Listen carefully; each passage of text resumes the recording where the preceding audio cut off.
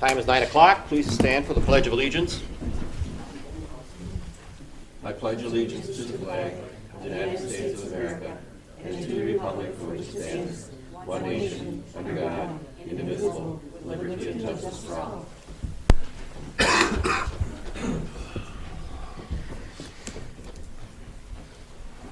Okay, need approval of the agenda. So I'll make a motion to approve the agenda. Motion made. Is there a second? Second. Motion made and seconded. Any discussion? All of those in favor say aye. Aye. And opposed, nay. That carried.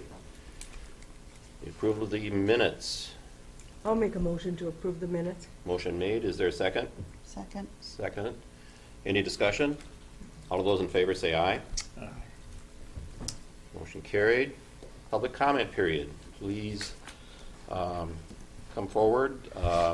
No slanderous remarks, attacks. Does anyone wish? Yeah.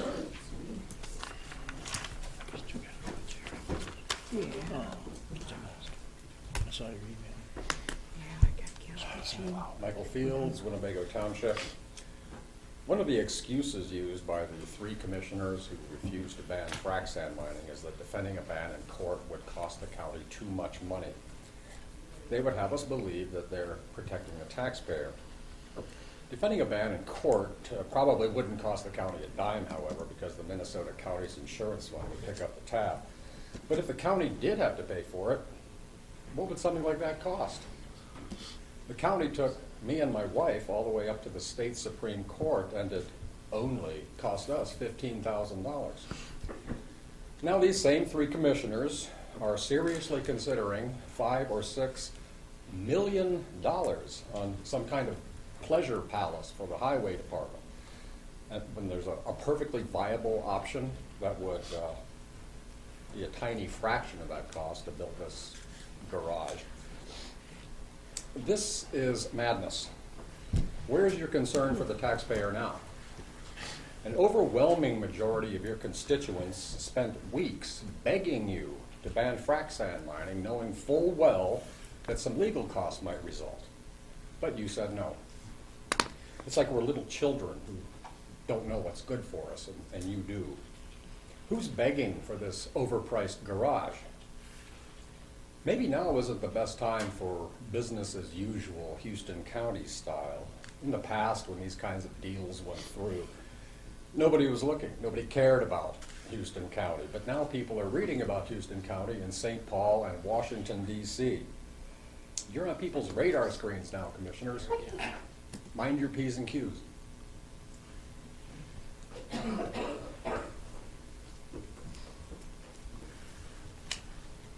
Good morning, Commissioners. Robin Shumper, La Crescent Township. And I just have a brief comment. Last week when I was here, I heard you mention the possibility of a vote for a highway shop, and I didn't hear anything about competitive bids. So I just kind of, to segue on what Michael just said, I hope that you present competitive bids for those residents who are interested to look at before you make a decision on spending millions of dollars on a highway shop. Thank you for listening.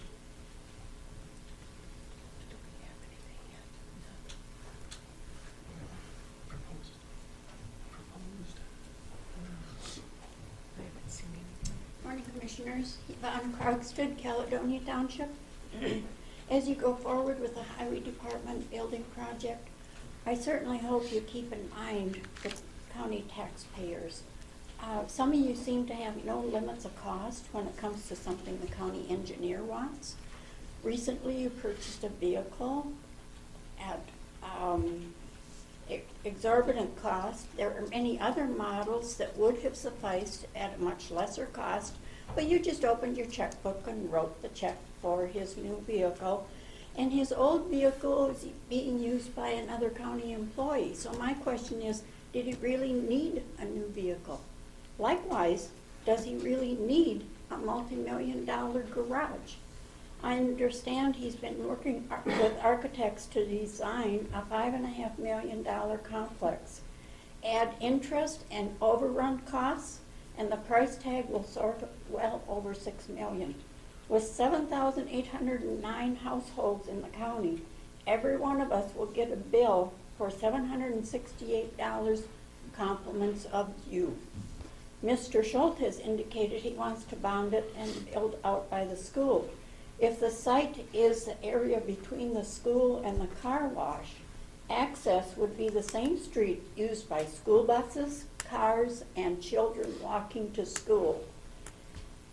Trucks, plows, and children are not a good combination. It's an accident waiting to happen. That site also will take extensive excavation just to be able to build.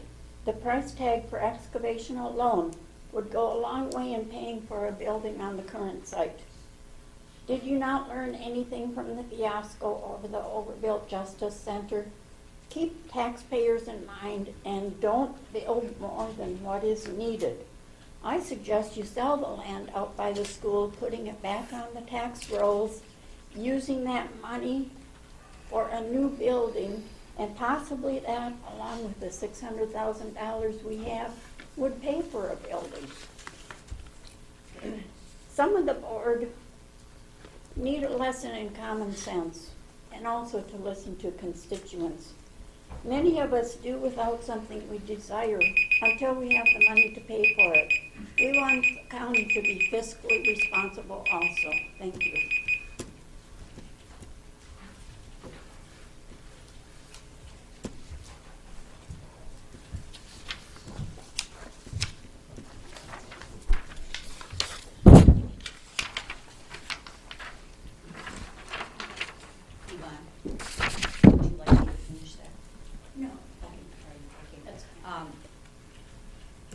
I just would second the comments that were made here today about the contradiction y'all are expressing, or the three of you, wanting to save the taxpayer money by saying we can't ban frac sand because we're going to get sued, and on the other hand, building this boondoggle of a highway department building.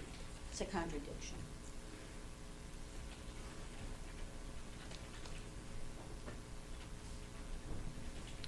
Does anyone else care to address the board?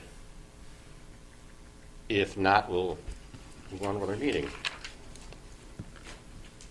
Bob Scanlon, you have permits?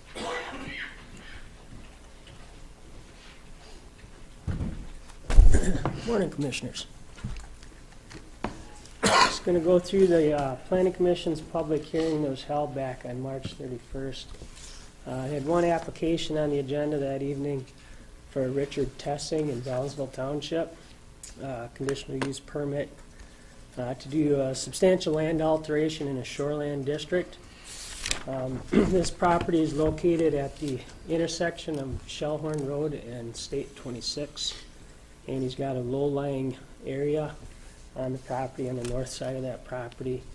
He'd like to fill to create a parking area for trailers, camper, whatever, and he's got access to some material that's going to be brought in because of a local township road project. So total area is going to be roughly less than 1/5 of an acre by about 5 to 6 foot deep, and he is planning to extend an existing culvert on the site.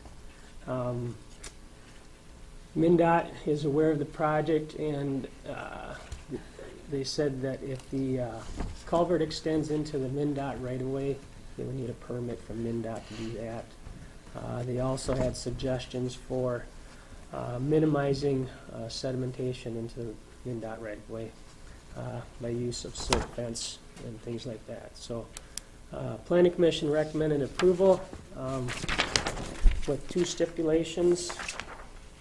Those being that federal, state, and local permits be obtained and followed, and the fill material be no higher than the elevation of the township road, and that Tessings would maintain that culvert that I mentioned. So those 2 conditions were part of the recommendation.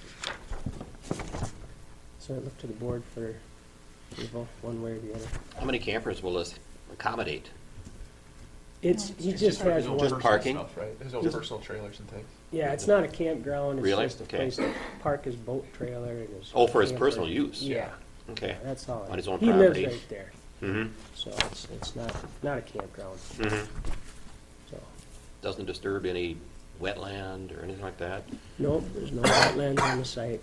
It is shoreland because it's within 300 feet of the Mississippi, Mhm. which is right across the highway. Motion to approve Tessing's request. Motion made, is there a second? Second. Motion made and seconded, any further discussion? All of those in favor say aye, Aye. Aye. and opposed nay. That motion is carried.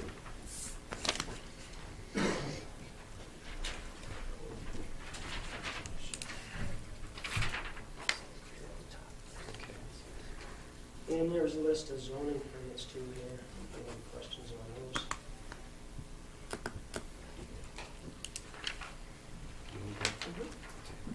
I'll make a motion to approve the zoning permits. I'll second it. Motion made and seconded, is there any further discussion? All of those in favor say aye, Aye. and opposed nay. That motion is carried. Okay.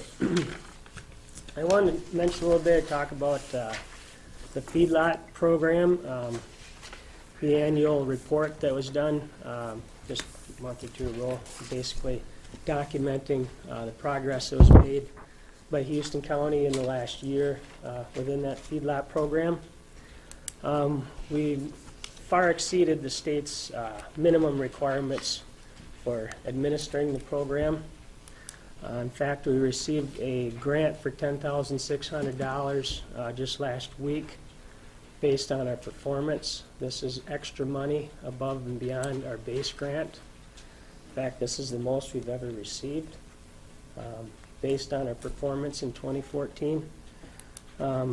Typically, we utilize half of our grant here in our office, in the zoning office, and we send half of the base grant to the Soil and Water District office.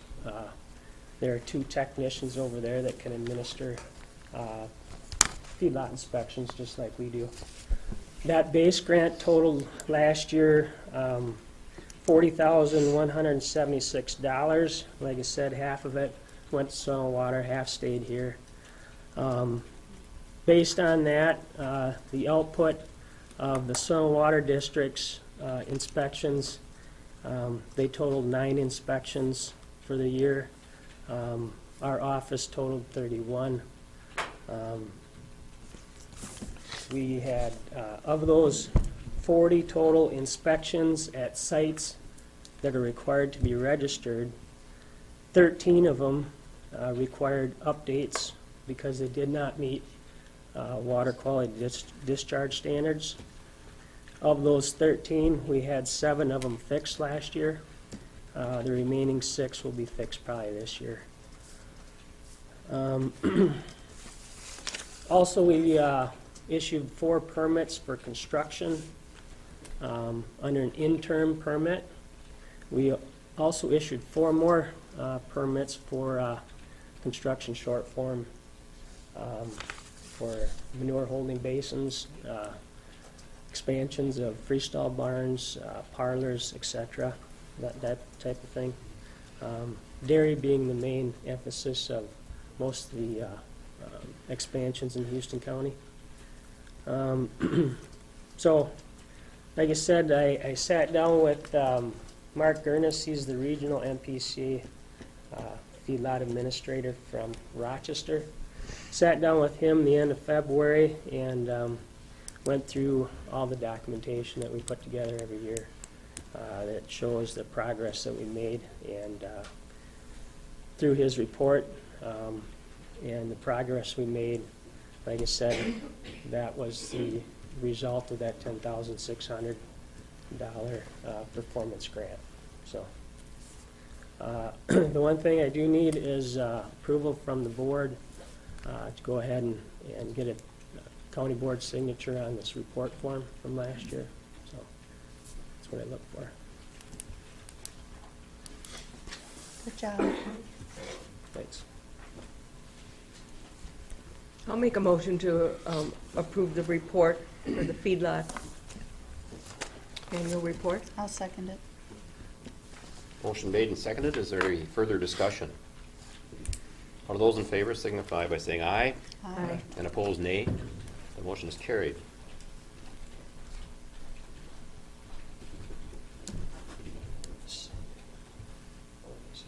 Well, we'll each have a copy then. Thank you. Nice job on the grant, or the grant for it.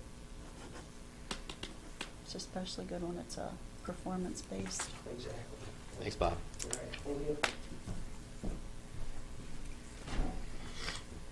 Okay, are we ahead? Must be tests available.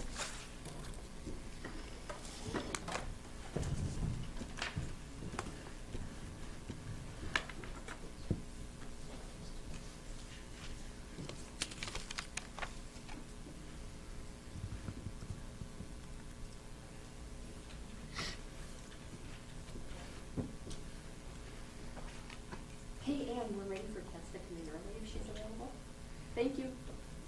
Bye. She'll be right down. Okay.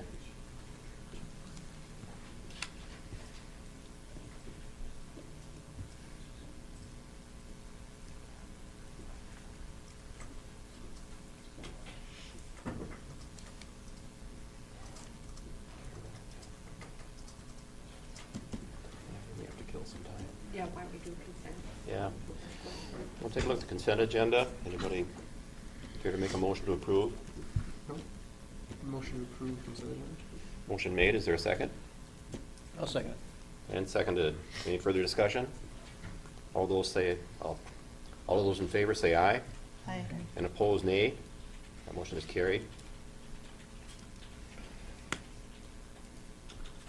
Tess, come on up. Morning, Commissioners. Morning. Morning. Here's our dated copy. We have some recent additions.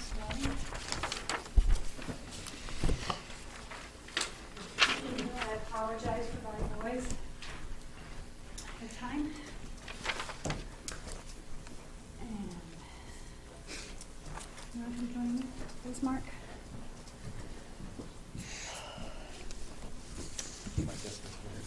Yeah, I would too, under all circumstances.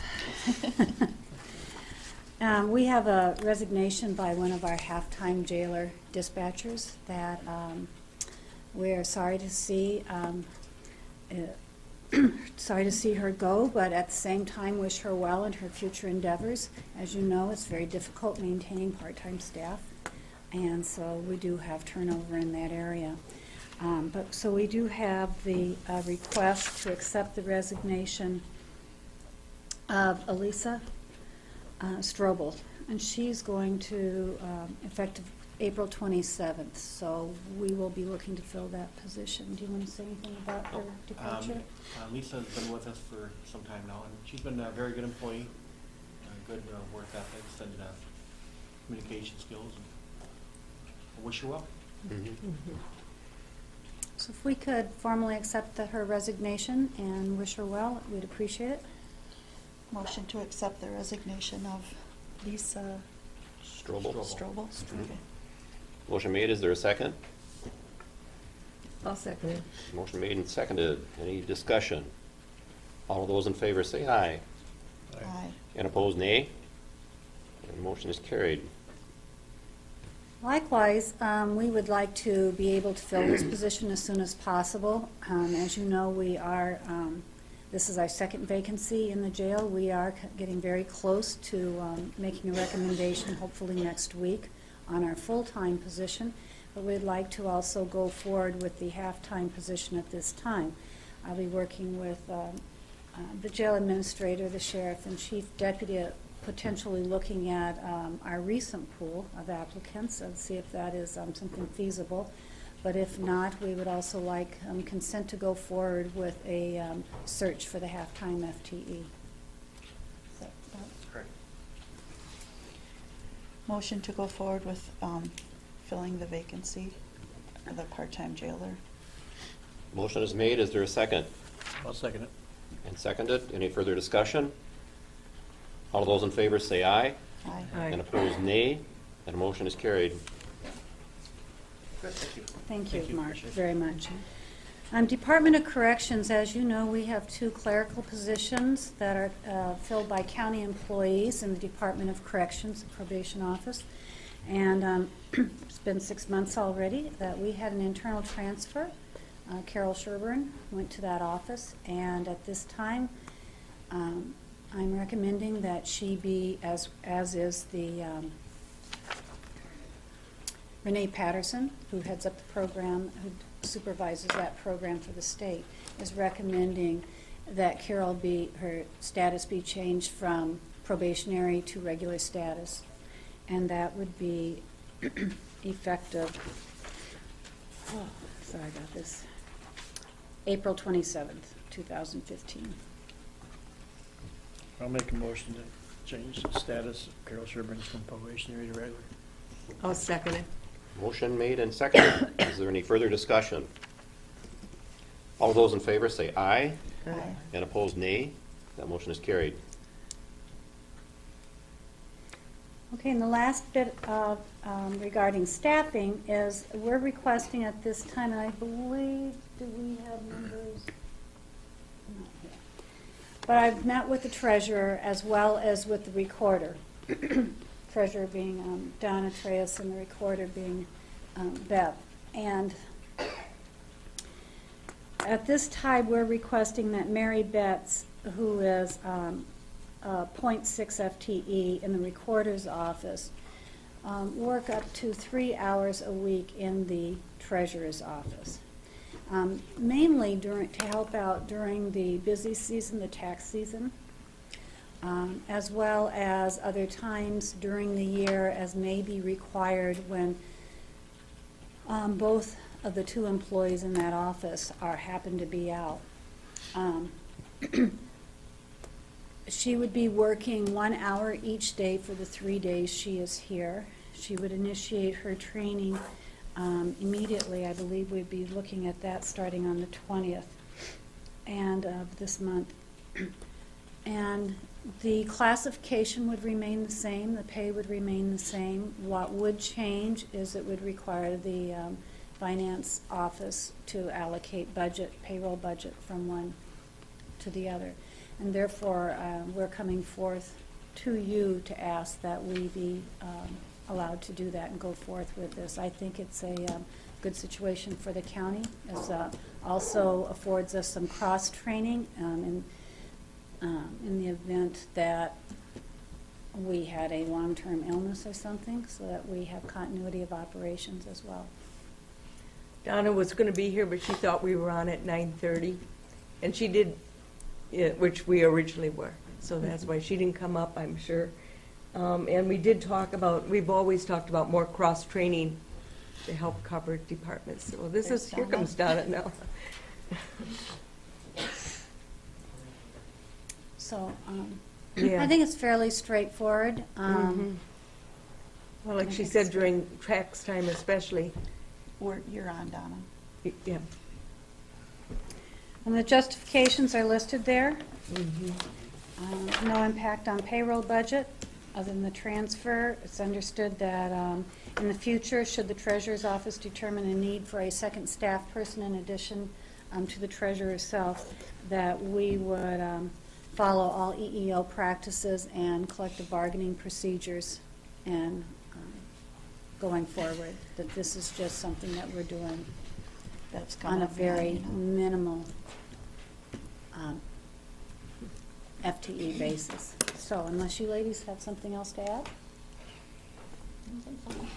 Everybody's on board with it? Hi, Bev. I didn't know you were early. Yeah. Oh, they always are. And Bev's all right having Giving up some Yeah. time, or Mary, giving up some of Yeah, Mary's as long time? as it's temporary and it's not, full-time Mhm. or even part-time permanently. We're just, during income tax time, a lot of the attorneys in Houston County do income tax returns. And so that makes my office slower during this time.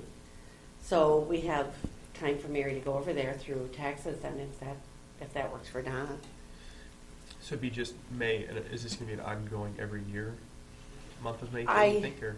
As needed, I think is the way. I think it's as needed.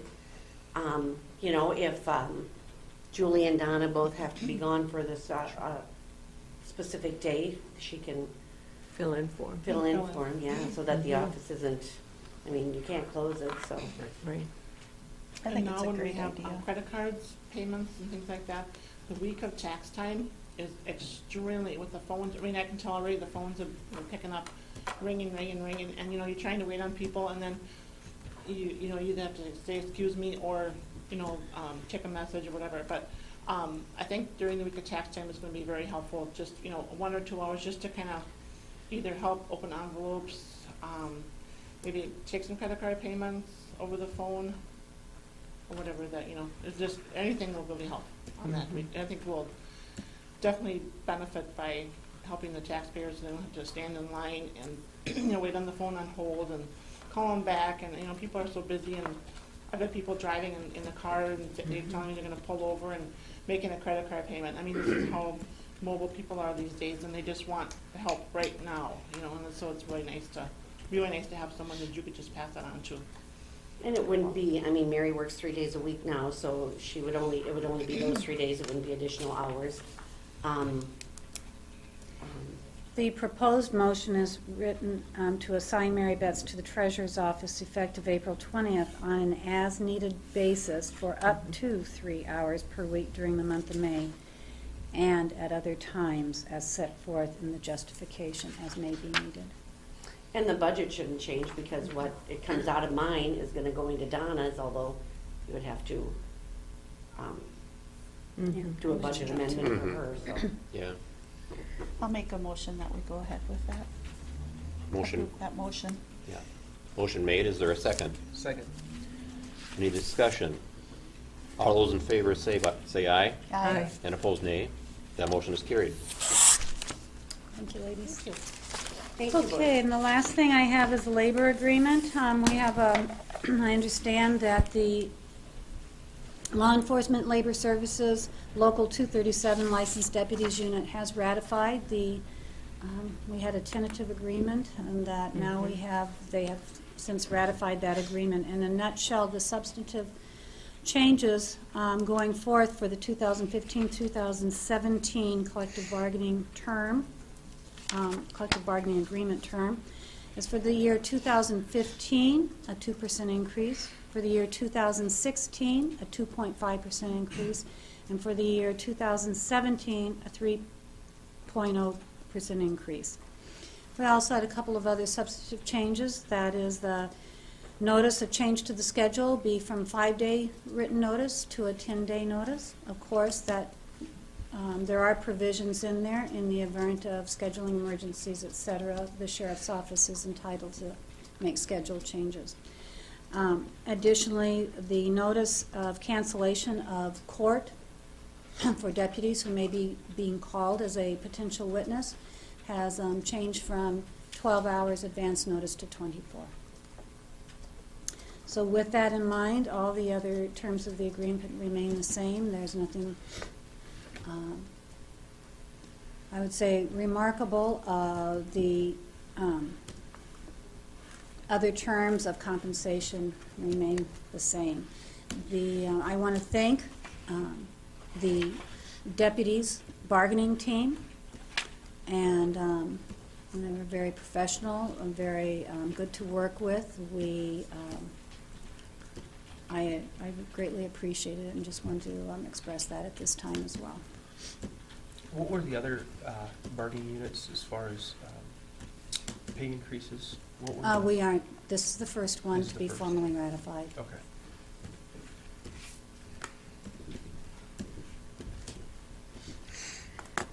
I think Dana and Judy were on the negotiating Yep. committee. That's right.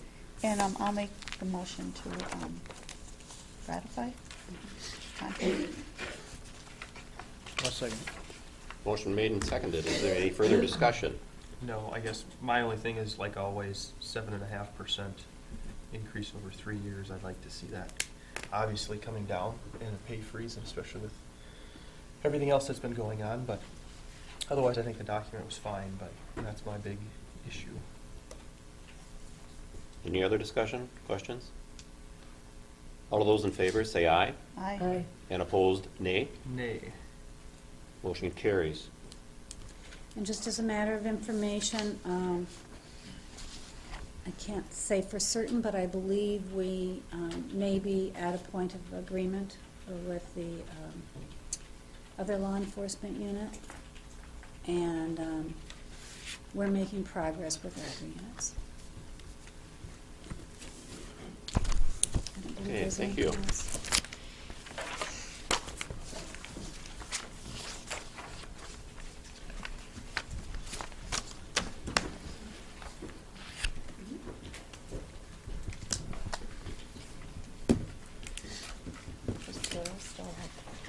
She was pretty close.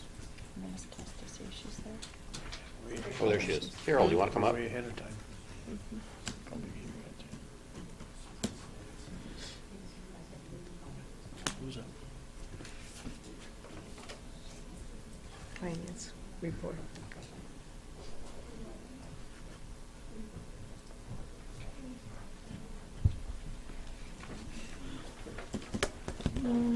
Hello. You received the March finance report last week. Since it was the end of the quarter, you received the entire encyclopedia, line item accounts from each department. And as going through it, I looked line by line. There really is nothing that's overly, overspending at this point of the year because of the way the payments fall. I'm happy that we do have settlement of some of the contract and more forthcoming so that we can make budget amendments to see how we're actually going to come out with our budget, because right now we're showing a zero budget. Revenues equal expenditures, and that's not the way it's going to be because we didn't have any budgeted for the salary increases. And so it will be good when we can do that. We also have some areas that we're going to be looking at. Also, the LETG in the sheriff's office, it was pretty much budgeted last year, and there wasn't progress with the system last year, so now we're going to be making those expenditures. So I'll be working with Mark Inglet next week on some budget amendments, which will entail fund balance applied for the revenues, and then the expenditures will reflect what he's going to spend, so that the budget doesn't look so out of line. We have some work to do on the grants in the zoning office. Some of the salaries are paid from those grants, but it hasn't been reflected that way, so we're going to work with Rick and Bob to get those lined up so they more accurately reflect how it's being spent as opposed to the budget. The department heads were all notified that we would be Yep, there's one. at whatever time, and I did send out a quick one, so I'm not sure if there are any department heads or departments that would like to address anything. Tom, you got anything? You're the Usually. only other department head here. Brian Sam. was here. Oh, Brian, yeah, he does. Sheila's here with all her paperwork. Yeah. I wasn't planning on talking because their budgets are pretty much in line where they should be for this time of year. So it really isn't any surprises.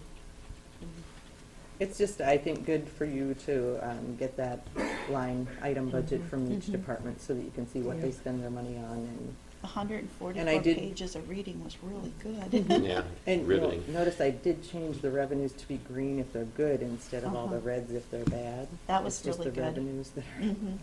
It makes it a little less colorful and probably more fitting with the way the revenues fall in the year, especially with the tax receipts. And if there's any questions from you?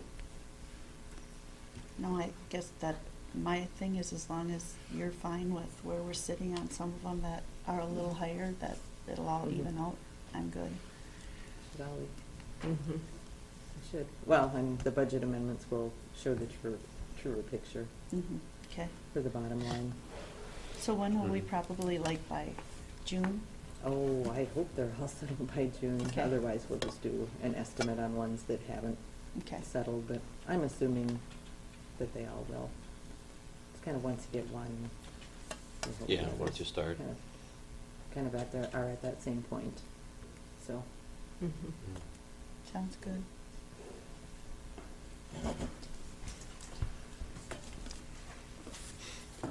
Thanks, Carol. That's good, thank you. And now Brian. Oh, we're early. Wait, go Okay. ahead with some of Okay. I don't think there's anything new with the historic jail. I'm aware of anyway. Commissioner reports. Dana, would you like to start us out? Sure. Second.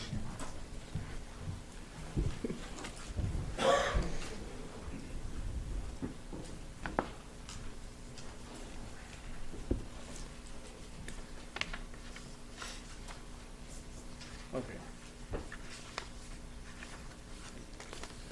Last week, I had we had the kickoff meeting for the One Watershed, One Plan meeting on Wednesday in Fountain. And we had a good turnout. I guess they were more than expected, and we got some good comments from the public on what they feel we should be prioritizing on with the One Watershed, One Plan. That'll be in our next meeting. We'll bring all the information back. And there was some TV coverage from the news media, and there was a pretty good amount from Houston County of people. I saw a lot of Houston County people there that took part of it. And was there also EDA meeting that day, right, Judy? Mhm. I'm kind of so busy last week. And that was, we had some, Judy can give a report on that, because I can't. Okay. I'm drawing a blank right now. I attended a township meeting on Thursday with some other commissioners. And it was just a busy week last week, so that's about it. I basically had the county township meeting, and I did tell them that if any townships want a commissioner to attend their meeting, they should let us know the time and date, and we would be glad to talk to them That's good. in person with questions they have, so. And also, Dana and I, being on the extension committee, did get notice yesterday that Jerry Tesmer passed away. And he was our Extension agent. extension agent for Fillmore and Houston County, Mhm. so. Get a card for them and go. That would be a good idea. Yeah. Thanks, Justin. Yep. Anything more? No. Okay, Justin? Nothing. Judy? Okay, I had a busy week.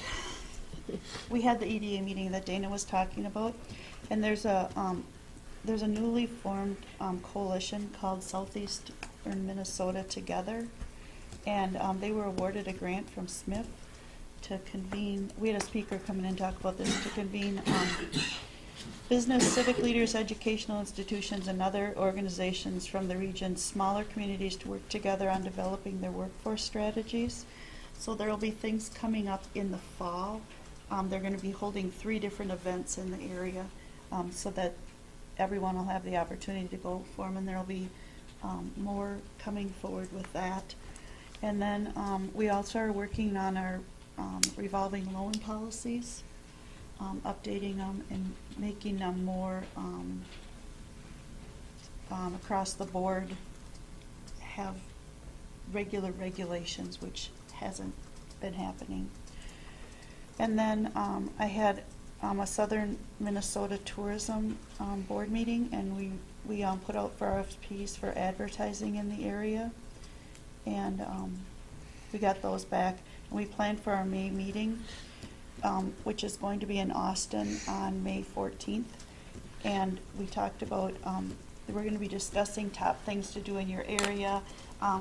The area is trying to come up with motorcycle maps for tourism ideas. And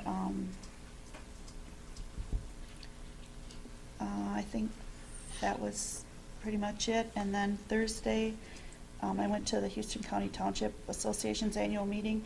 And I guess one of the things that I heard that I felt that we should pass on to to everyone is, they were talking about wood burners and how more people are getting concerned about wood burners in the country. And one of the things that they said was to make sure that you aren't burning garbage in your wood burners. Try to control your cells on it. And that it was, I thought, just a really good piece of advice so that we'd be able to let people continue heating with wood. And then yesterday I had Southeastern Minnesota emergency meeting, emergency communications meeting, and we discussed a lot on training and grants for the communication system in this part of the state. It's really a good resource for our county to be able to get in on grants for the radio systems. And then last night I had Hiawatha Valley Mental Health Board in Winona, and we're working on our bylaws. And we're also, I wanted to share this with the commissioners. I've been talking about this building that we're building. It's becoming a reality. We're really, really, really close to being able to give a go on it, but it's a 2-story building, and it has 20 apartments in it for people with mental health issues. And it's going to be located right behind Slumberland and the bowling alley. So it'll be right behind there. So it's kind of tucked away, but yet it's close to everything. And it's pretty exciting because we're really close on all of our grants and donations for it. So it's like this close to a goal for this spring. Sounds good. Yeah, so that was exciting. That was my week. Okay. I forgot that, and Judy triggered it. I had workforce development in Rochester, and we also had a presentation by Southeast Minnesota together. And they did send us a PowerPoint. If anybody does want to see it, I can forward it to you. Okay, and I guess I just had the SIMCAC meeting last night, and some of the things that we went over there, a couple of things anyway. They reviewed the community needs assessment, which I won't go into detail on. They did a lot of it, I guess, online, and got some pretty good results, returns. And on the finance side of it, they're noting they have a clinic, or a family planning clinic in Winona, which is not really working out well financially. So they're going to be doing some further study, I guess, to see if they should keep it going or not. It is used. Unfortunately, they're not getting reimbursements from, or enough reimbursements to stay even on it. Insurance, they can't turn people away. At any rate, they're taking a hard look at that. And let's see, I guess that's the worst one. And they also have a concern about Head Start, the Head Start program. They need more enrollment. In fact, I guess what's required is that we have full enrollment and a waiting list. So I've got some business cards with me that I'm going to try to get over to, I think, Human Services, that to see if they can kind of get the ball rolling a little bit more with the Head Start program and keep that going, keep the drive alive, so to speak. Will the governor's 4K program help that, or hurt it? I don't know. Did they talk about it? Because if they're making 4K part of a program, and if the schools don't have room for it in their school, they're going to have to supply it outside. Maybe that'll help. Yeah, could be. Could be. That might. Anyway, that's what I had. And has everyone seen the Claims Human Services disbursements? I should hand them back. Everybody had a look?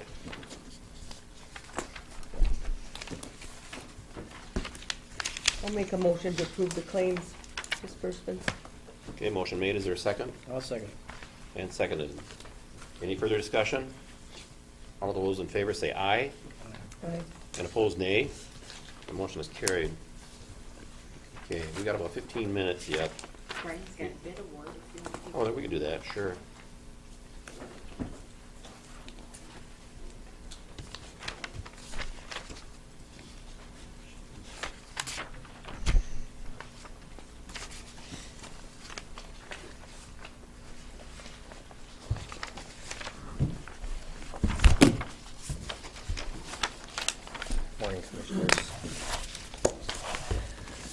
have three approvals I'm actually looking for today. The first one is for County Project 2015-02. It's our pavement marking bids that were opened yesterday. It was for striping the fog lines and center lines on various roadways across the county. We had three bidders. The low bid was AAA Striping. Their bid came in at total bid of $59,363.99.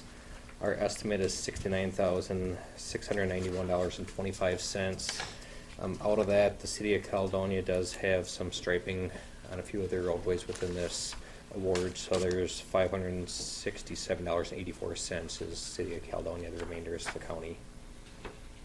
Is that someone we've used in the past? Yes. Okay. Yeah, Because their price was so much less than. yeah, we use them a lot.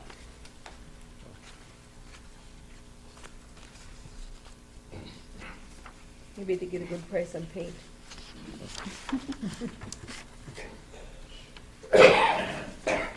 You need a motion to approve the paving to AAA striping service? Is that a motion? Yes. Okay, is there a second? Second. Motion made and seconded. Is there any further discussion? All those in favor say aye. Aye. And opposed, nay. The motion is carried. Okay, the second item I have is that we received quotes yesterday for chloride for various county roads, and some of this would also be going some township roadways. We received quotes from three companies. The low bid was Freeborn County Co-op Oil. Their price is 91 cents per gallon delivered to either Caledonia or Spring Grove, and $1.06 delivered and applied to various county roadways. So typically we have them delivered and we apply it ourselves unless we don't have maintenance staff available at that time. So, and this is another company that we've used in the past, and I think they've had the low bid the last couple of years. I remember that. Is there a How motion much- to approve? How much do you typically use in a year? I can ask Sheila that question. Do you know the number offhand with but how much is county and how much is township, do you know? Okay. Yeah, I don't know the split. I'm thinking it's probably a 60-40 split. Is there a motion to approve? So moved. Second, anyone? I'll second. Motion made and seconded. Is there any further discussion? All those in favor say aye. Aye. And opposed, nay. The motion is carried. I just have one question. Has that gone up a lot in the last couple of years, or is it- Chloride? Yeah, It's been real similar. okay. Not like our salt goes up, huh? Not like salt has this last year, no. That went up a lot.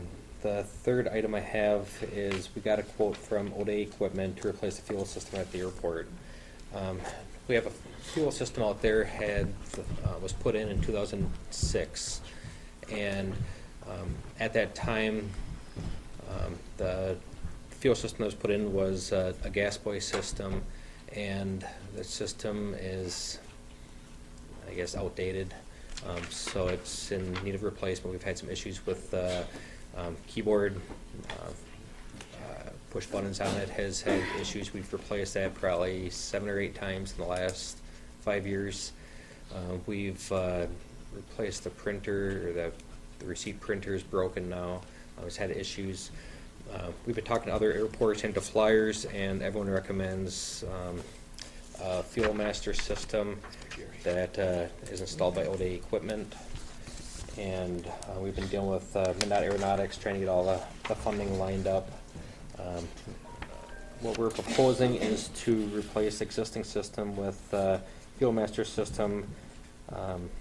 The cost would be $17,428.65. That would be for the system, the data logger, and the electrical hookup.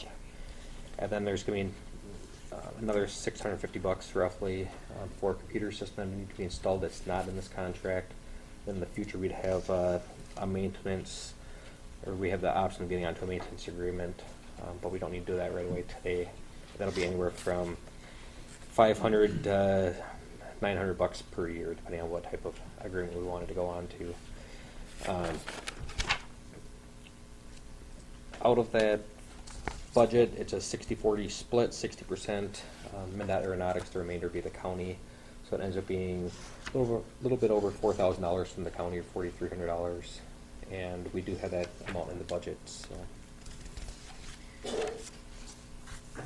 We have, when we get fuel, when we make money on fuel out there, obviously part of that money going into a coffer for maintenance and things like this.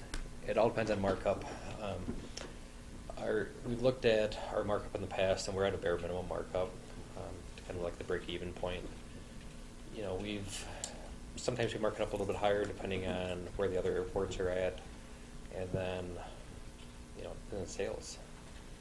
In the winter we don't sell much for fuel. During the summer, some summers we sell a lot, other summers we don't sell as much. So overall, are we going to make this $4,000 in 1 year? No. Are we going to make it over time? There's a lot of other fuel expenses. I go out there inspecting every month because of the fuel system, and there's other testing we need to do because of the fuel. So I don't think the fuel system is a money maker by any means. We probably come out behind.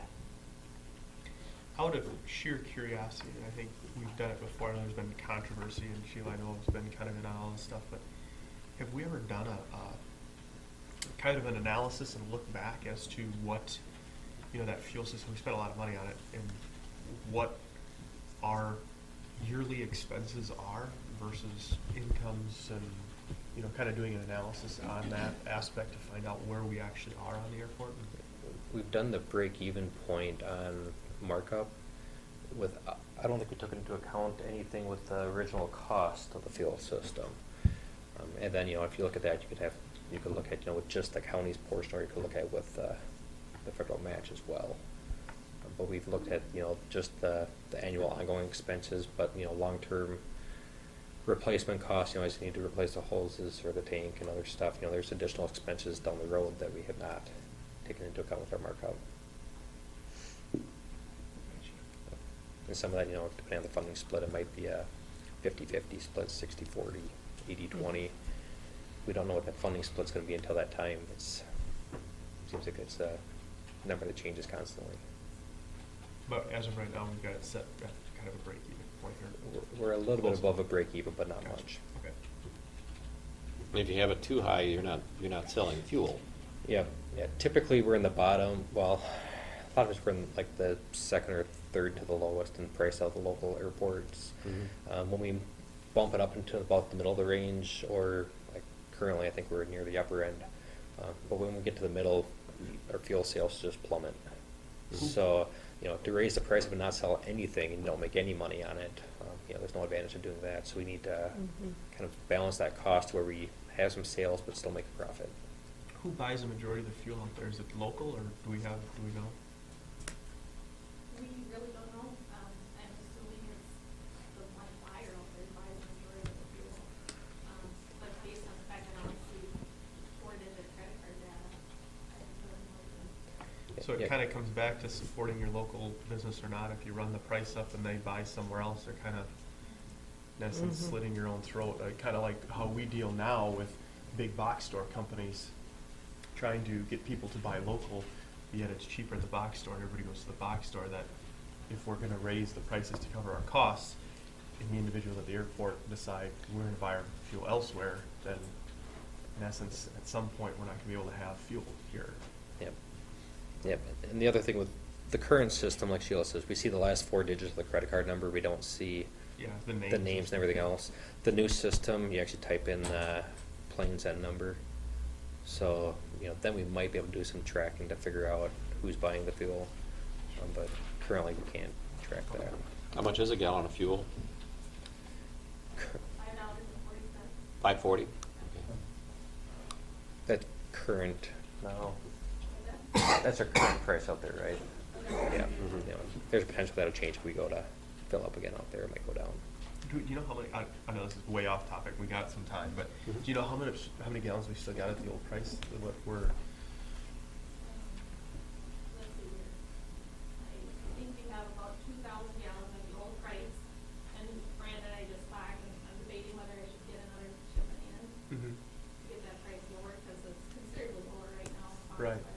bring that dollar average down and, yeah. We just talked about it yesterday. Sure, okay.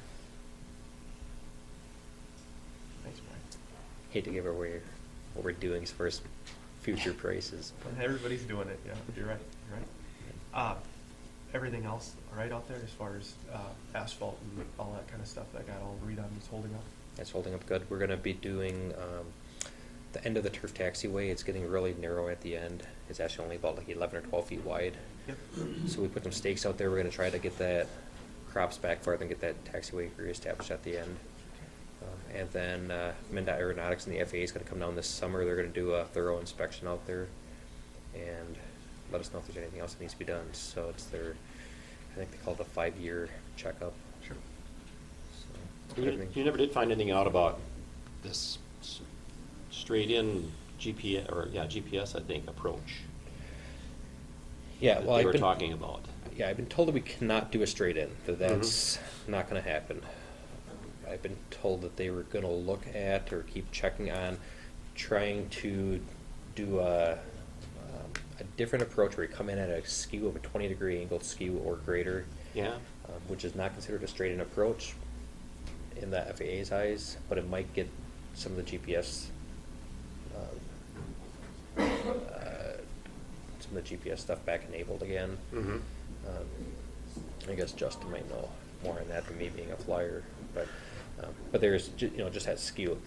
But they said it takes time. It could take 18 months to 2 years to get an answer on that approval, and it's probably been over a year since we've had any real long discussions on it. So I can give a call again to check on that. But it comes down to a safety issue where a straight-in approach, for some reason, the setbacks are a lot greater than an angled approach.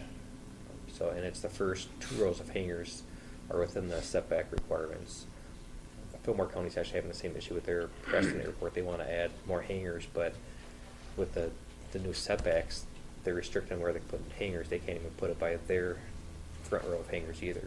So there's a lot of issues with setbacks. Yeah, Eric Benson was pretty adamant that there is something else out there, and I don't know what it is. He thought there was some way of doing a straight-in approach using GPS. No, they're saying no. When they first allowed the county to have a straight-in approach with GPS, they didn't have the regulations in place at that time. It was new. Once the regulations got put into place, they allowed the county to stay with the GPS approach, kind of grandfathered in, if you could say, for a little while the county was working on realigning the runway. Oh. And eventually they said, it's been too long since the new regulations have been in place. We need to pull the GPS. So it's been noted out, and I believe it's all the books now. Okay. Do you need anything on that?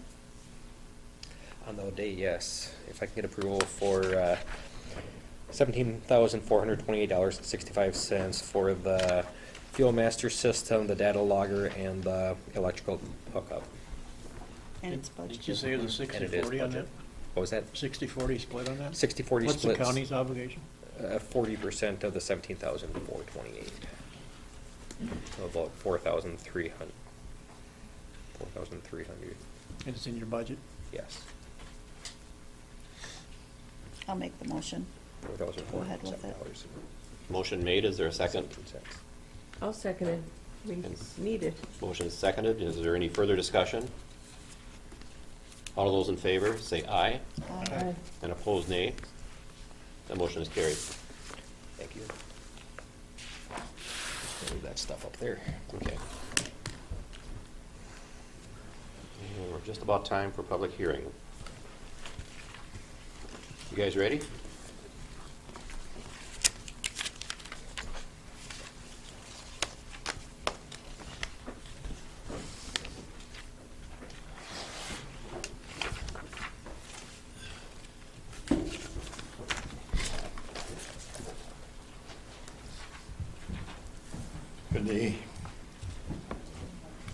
We're here to change the ordinance.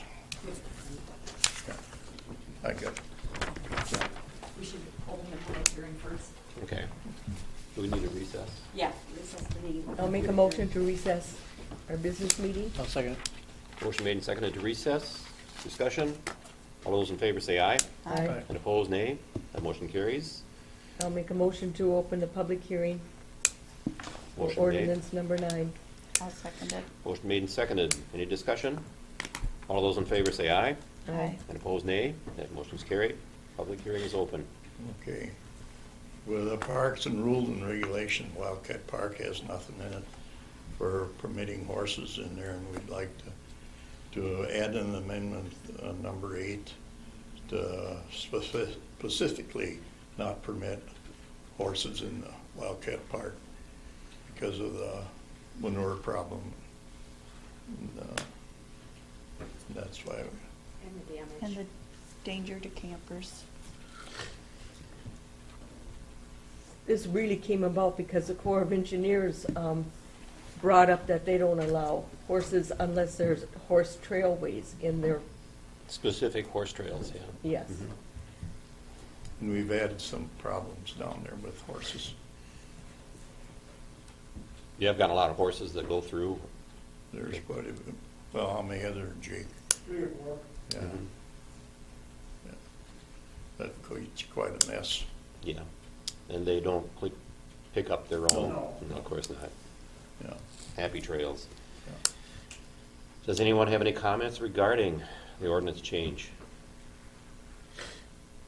Is that, can I ask? Mhm. Yes, please. Is that out-of-town people coming in with horse trailers? No. Or is that somebody local? Local. That lives across the road there that Yes.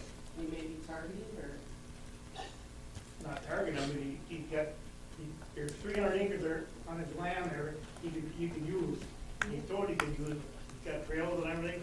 He comes down there and walks up and down the beach all through the campgrounds and stuff, and whatever the horse would be behind, he'd right on going. Well, even if he did pick it up, the Corps did not approve that we didn't have trails, specific trails, which we are not going to be putting in more trails. Bruce? In the future, would there be any proposal to have trails, or is the area too small for that? Too small. It's too small. I think there are other horse trails in the county, so it's Right, not there are. that we don't have anything. And it really, you have to have something like this in your ordinance for the safety of the campers too, because Mhm. right now the horses are coming in off-season, but if we don't say something, they could be coming in when there's children playing in the campground. And Was there discussion about, I'm just curious, about it being only during the season, or is it? no, the Corps just said that they don't allow horses on unless there's designated trails, just the liability. There's, I think, been damage from the hooves. I mean, we saw the damage when we were down there. We've got erosion by the beach, Mhm. and that's kind of where they're running, and it's causing more damage. Especially like now in the spring when it's soft. More damage than the boats that come in on a daily basis and stuff? I What's think, that? More damage than the boats that come in on the beach on a daily basis and Old? stuff? I never seen old down there. Boats. Oh, both. Well, now that's a DNR, they don't want you to do nothing for the landing, you know. I guess I'm just wondering why it's has there been a discussion with the horse owner Oh, about yeah. this stuff, or do we really need to come to the county level to have? Well, This stuff taken care the of? Corps was down there 2 weeks ago, and it's a no-no. They have designated places in some parks, but it's 100 yards off or whichever way it's directed, but they cannot go in the ground. and it came up because there were horse tracks all over there. Yeah, this is the first I've heard about it, that's why I was like, Yeah. is this really? Yeah, probably wouldn't have even come up becomes a county except the issue, Corps. Or is it just a matter of opinions of neighboring, adjoining? No, once the Corps really is the ones who brought up that we need to not allow Yeah. horses. And I asked that just because of past things with, I know, in general, is it, so. Yeah, we haven't taken it on as a personal thing, we just took it on as a policy. Bruce? Are ATVs allowed in the park? No. Yeah, unless for handicapped people come in there and use it, you know, for camping, but otherwise they can't. What else do we need? I don't know, any other adjourn the comments? public hearing and then we can vote on it. Are there any other comments, questions? Motion to adjourn the public hearing. Motion made, is there a second? I'll second it. And seconded, any further discussion? All in favor of adjourning the public hearing, say aye. And opposed, nay. Motion is carried, public hearing is over. Reconvene, Motion to reconvene the regular meeting. motion made, is there a second? I'll second it. And seconded, any further discussion? All those in favor to reconvene, say aye. Aye. Opposed, nay. Motion is carried, we are reconvened. Thank you. Oh, really? Okay. Somebody want to make a motion to amend the ordinance? I'll make or a adapt- motion Adopt a new to ordinance. adopt the ordinance as stated. Motion made, is there a second? I'll second it. Motion made and seconded, is there any further discussion, questions? No, I guess I would just want to just make it clear too that nobody's personally attacking anybody or blaming anybody that was down there or anything.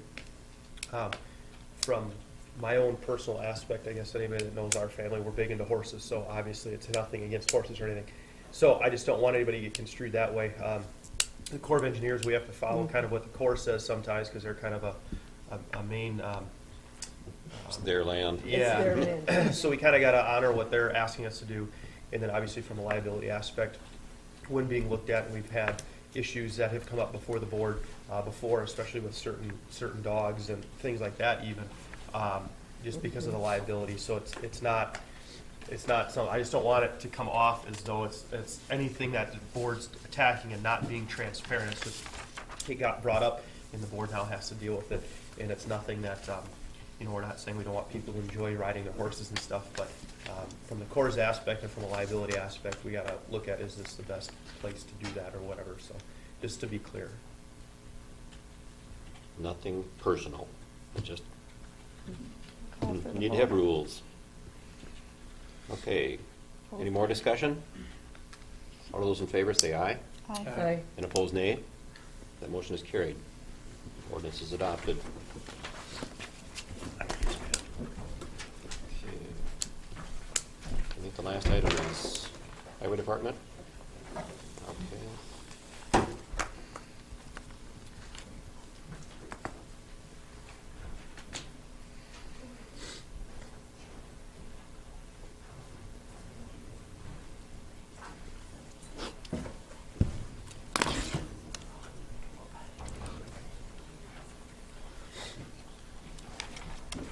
You guys can pull as many chairs up as you need.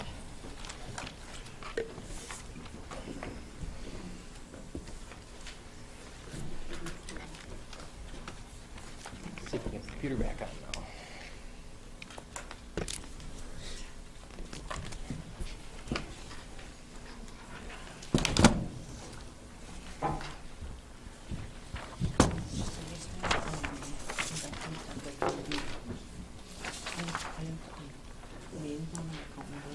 Brian, are you waiting for anyone else?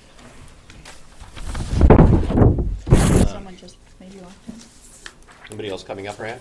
Yeah, we're going to have Doug Ramsey from HSR is going to be here. Okay.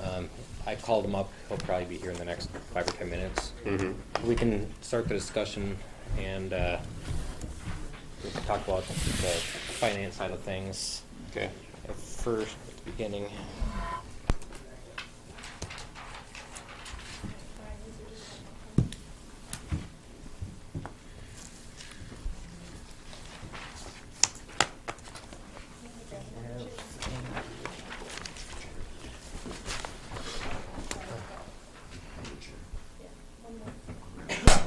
Keep it there.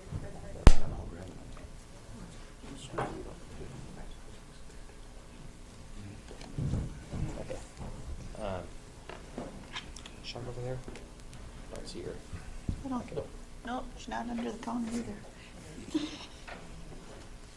If you don't mind, I'm going to call Andy real quick and have him.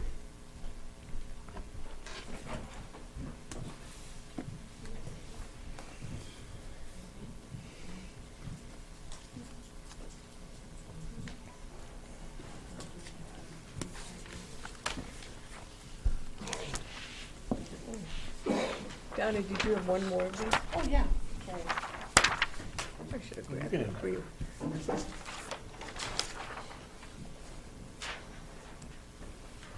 Thank you, Danny. Thanks, What's Don. your password? What's the computer? Okay, there we go. Thank you. Yep, bye.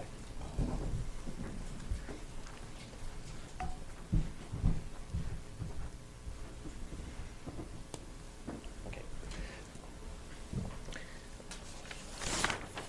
I'm on the agenda to talk about the highway department facility project, and we have kind of at a standstill now until we get some decisions made by the board on how we're going to proceed. And I'm not looking for any answers today, but I'd like to get that discussion started and get everyone up to speed on where things are at. Steve and Justin have been involved with subcommittee meetings up until this point. So we've had various meetings on the building layout.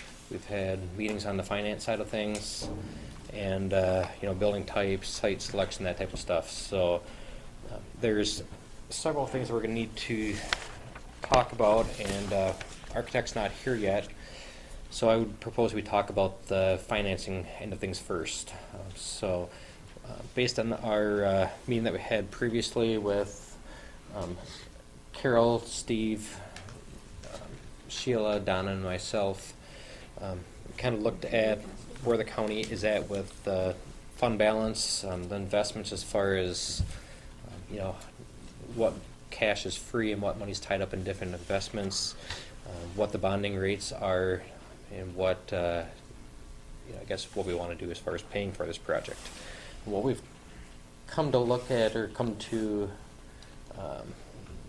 a conclusion on is that we can probably come up with about $5 to $5.5 million worth of fund balance to pay for a building project. However, a lot of that money is tied up through investments that some of them are out 10 years. So we don't have cash on hand to pay for the building project, even though you don't need to go to the taxpayers immediately for additional funds. So the way that you can make a project happen without going to taxpayers to cover the full building project and without having to sever the ties with existing investments is to do a bonding. And we got some numbers from Ellers on they're projecting with some rough projections on what the increases in interest might be over the next few months, along with their fees and everything that gets added on top, is that the interest will probably be in that 2.21% range is what they projected initially. That number could definitely change depending on how long out before a decision's made. Yeah, you saw a bonding for 1.7%. Yeah, and I've seen a couple for that 1.7, 1.8% here recently. So the bonding rate is the percentage is at historic lows, and I can open a chart up here in just a second to show you that. We'll just turn the TV Your on. architect is here.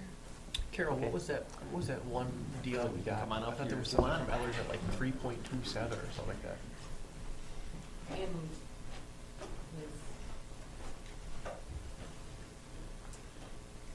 Morning. Actually, wasn't it 2.3? I got Was that what it was? Something like that. Huh? I got it copied onto here. That one. Oh, dear. And now it's down to 1.7, is that? Well, there was an issue recently for that. That's not to say that it would be that low. But I don't think the rates are increasing at the rate that they probably were thinking that they would. And I know we just looked the other day, and I don't know what page that was on. Here, just give me 1 second about funding. So this chart right here kind of shows the interest rate over time from 1985 up to 2015. So, this was sent over to us in February of 15. We're near historic lows for bonding rates. What does that mean? So minimum BBI is at 3.27%. What's that? Is that bonding That's what interest? it was on 2012. And it'll be half lower than that is what we're projecting, down about 1.7 to 2.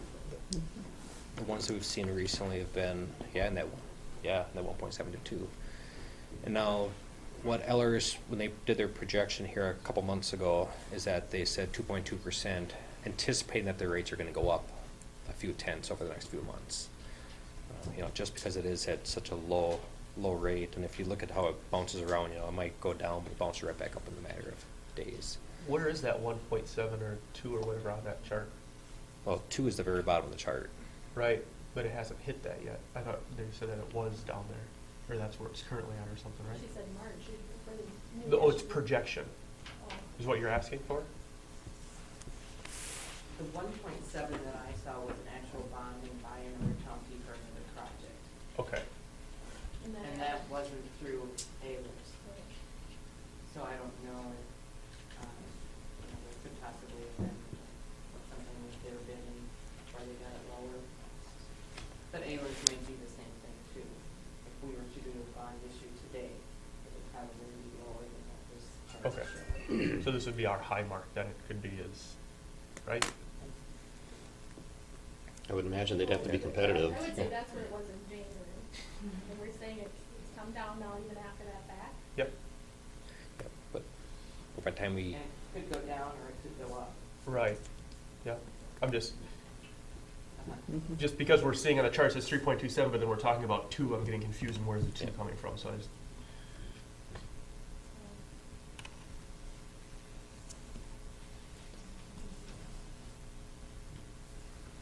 When they actually did the projections with the amortization schedule. Yep. The average coupon value cost was 1.98. Okay, 1.98. And of course, it's an ever-changing market, we don't know, but that's a little bit. Yep, and then the true interest cost 2.15, 2.14. So bonding rates are at historic lows, essentially. And building costs, I was hoping to have Jeff Weiser here as well, which is from Weiser Brothers, which is real familiar with building costs. And what they have seen for prices is that historically building costs on the commercial side, it goes up roughly 3.5% a year. What he saw from 2014, 14 to 15 is 8 to 10% increase on building costs. And he's projecting the same increase going from 15 to 16. When I spoke with the Steele County engineer, which they've been working on a new public works facility as well. They had flood damage back in, I believe, 2010. And they've been dealing with MCIT on, is the building complete loss or what, how they want to proceed. Their architects told them a 20% increase from 2013 to 15. So there's been some pretty substantial increases in building costs due to, I guess, inflation. Contractors kept their price down. Eventually, their prices are going to start going back up. And then there's a lot of demand for building right now. I know contractors are tied up. So building costs are going up. Interest rates are at historic lows, and by delaying, you can be paying 2% interest potentially for a year versus 6, 8, 10% inflation. It has some. The numbers kind of show that you should probably be building sooner rather than later. You want to talk about your funding, your investments? Okay, looking at the sheet, the top 3 in the yellow, that's all liquid money. The third one I use as a backup. I don't take from that very often.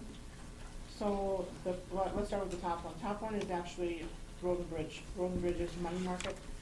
So that is available right off the top. The next one is, my cash book, and that's up and down, up and down. Now when taxes come in, it'll probably be up to almost 5 million, but I have to have it for settlement and that kind of thing. And then the third one down, the 3 million, that is all liquid money. it's just there. So that is a possibility if we need some of that. The rest of them, as you see down here, the highlighting in blue, anything in blue is 0 to 5 years coming due. Different banks. There's a few that here and there that may be callable before that time, so that's another possibility. All the figures in orange is 6 to 10 years, and anything in purple is over 10. So you can see how much we have coming due that could be used if, comes down if we do bond or, when the payments are due. So it could be used to pay the bond, basically. And everything is county revenue investments, except for the green, and that's the road and bridge. So anything you see that's across the whole line in green, that's actually road and bridge's money. And otherwise, everything else is county revenue, except for the top one also that says, it's in green, that says 804,006. That's road and bridge. Otherwise, everything in white for the amounts are county revenue investments, so they can be used, for anything. Yeah, so essentially, the money is tied up, so as you can bond, you're making your payments on that bond, and as your investments come due, you don't reinvest that, you help pay toward the bond. Or if So you you wouldn't invest be it, going pay to on the taxpayers, we could potentially pay for it with our fund balances over the time. Is that correct? Yes. Is that right?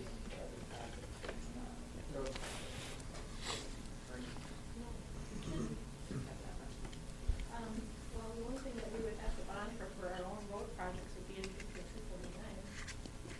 So down the road, I guess. Yep. But we kind of. Yep, 249, we have 2 bridges that's going to be replaced this year. We got federal funds on the one, we got some state bonding money on the other one. I believe we have, I think we have one more bridge on 249, if that's the last one of the bridges on 249 to be replaced, so we're looking good that way. So any local costs for construction projects should be state aid, except for paving 249, of which that pavement's starting to show its signs of age, but it's not bad yet. We can buy some time by maintaining it, keeping the seal coat, doing seal coat out there, and it's nothing immediate out there for pavement.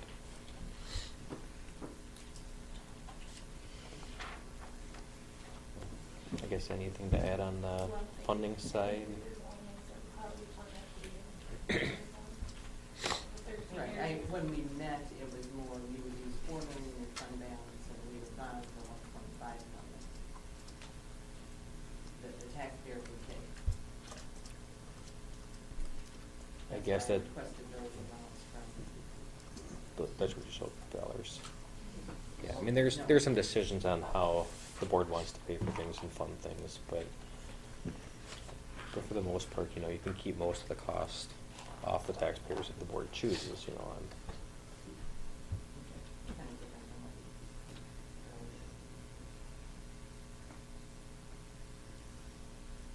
Because we were bonding for $4 million, we were gonna pay 1.4 in cash. of your fund balance.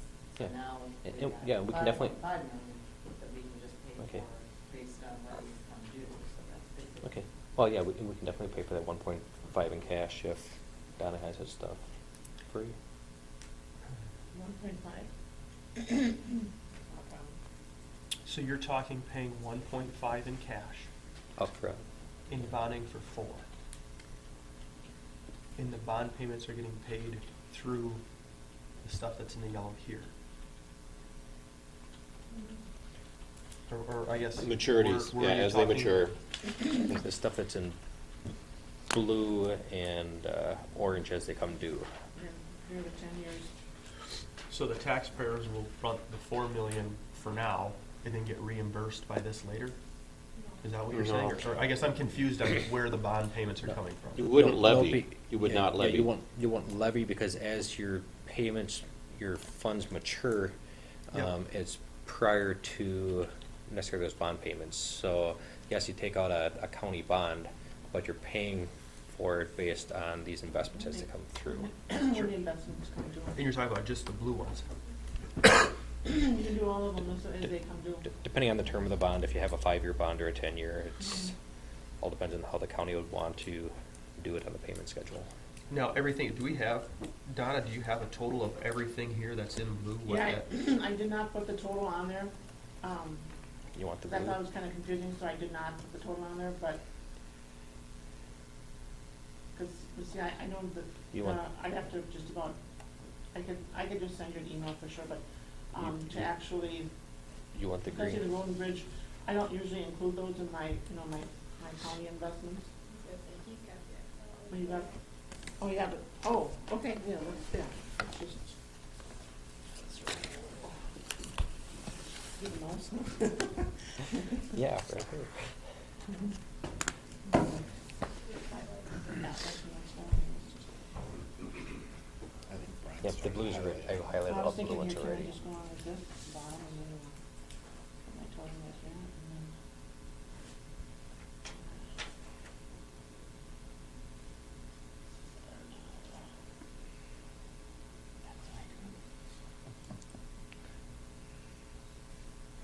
Okay, if you add up everything, that includes my liquid cash, which you gotta be careful with that, because I have to have something to, you know, to work with.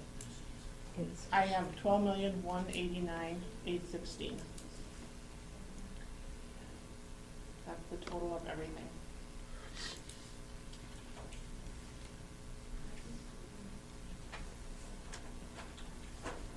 So, when these come due, in the course of 0 to 5 years in the blue, we'll have $12 million. I didn't do I did the whole works, the whole thing. Okay, how about let's just stop it at the blue. You want these green ones included? Yeah, you can include those, include So, everything. Stop at the blue.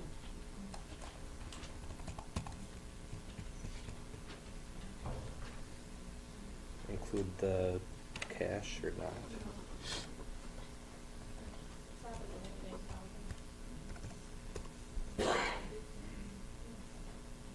$5 million. So once you take out the cash and you take out the stuff that's invested over 5 years remaining, $5 million. So that's everything from the blue, from the blue and down. everything from right here on down. From the blue down is what? The blue lines are 4.96 million for investments that are gonna come due in the next 5 years. So those balance totals that aren't true totals, or how does that?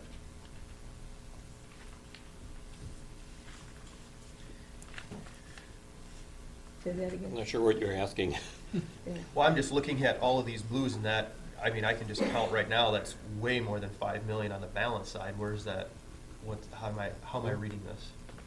If you take where the blue is and you go over and you see 9,000, 30,000, 200,000, 97,000, 20,000, 99,000, 97,000, 150,000, 125,000, it's adding up to more than 5 million. M7, M49. Right here. M7, M49. But you didn't include nothing on the yellow. Yeah, I didn't include the yellow. Oh, Nothing yeah, on the yeah, yellow. yeah, yeah, yeah. Yeah. Nothing on the Yeah, yellow. so you have. Just the blue. So then if you took the blue plus the yellow, you'd have about almost 11 million. Yeah, but we don't really want to, I mean, we can take the top one, the 8046, but we almost, I You like need to keep liquidity. the two little ones alone, the 1.5 and the 3.2, because those are what I need to work with for cash. I need to have some cash to work with. Right. Right. You know, so I just would leave those two alone and just stick with your 8046 and then anything in the blue. That's Okay. what So it'll be 5.8 million. 5.8 million. Okay, so 5.8 million is what you're saying? And it's up to 5 years. I mean, that's what we have available coming due in 5 years. In 5 years.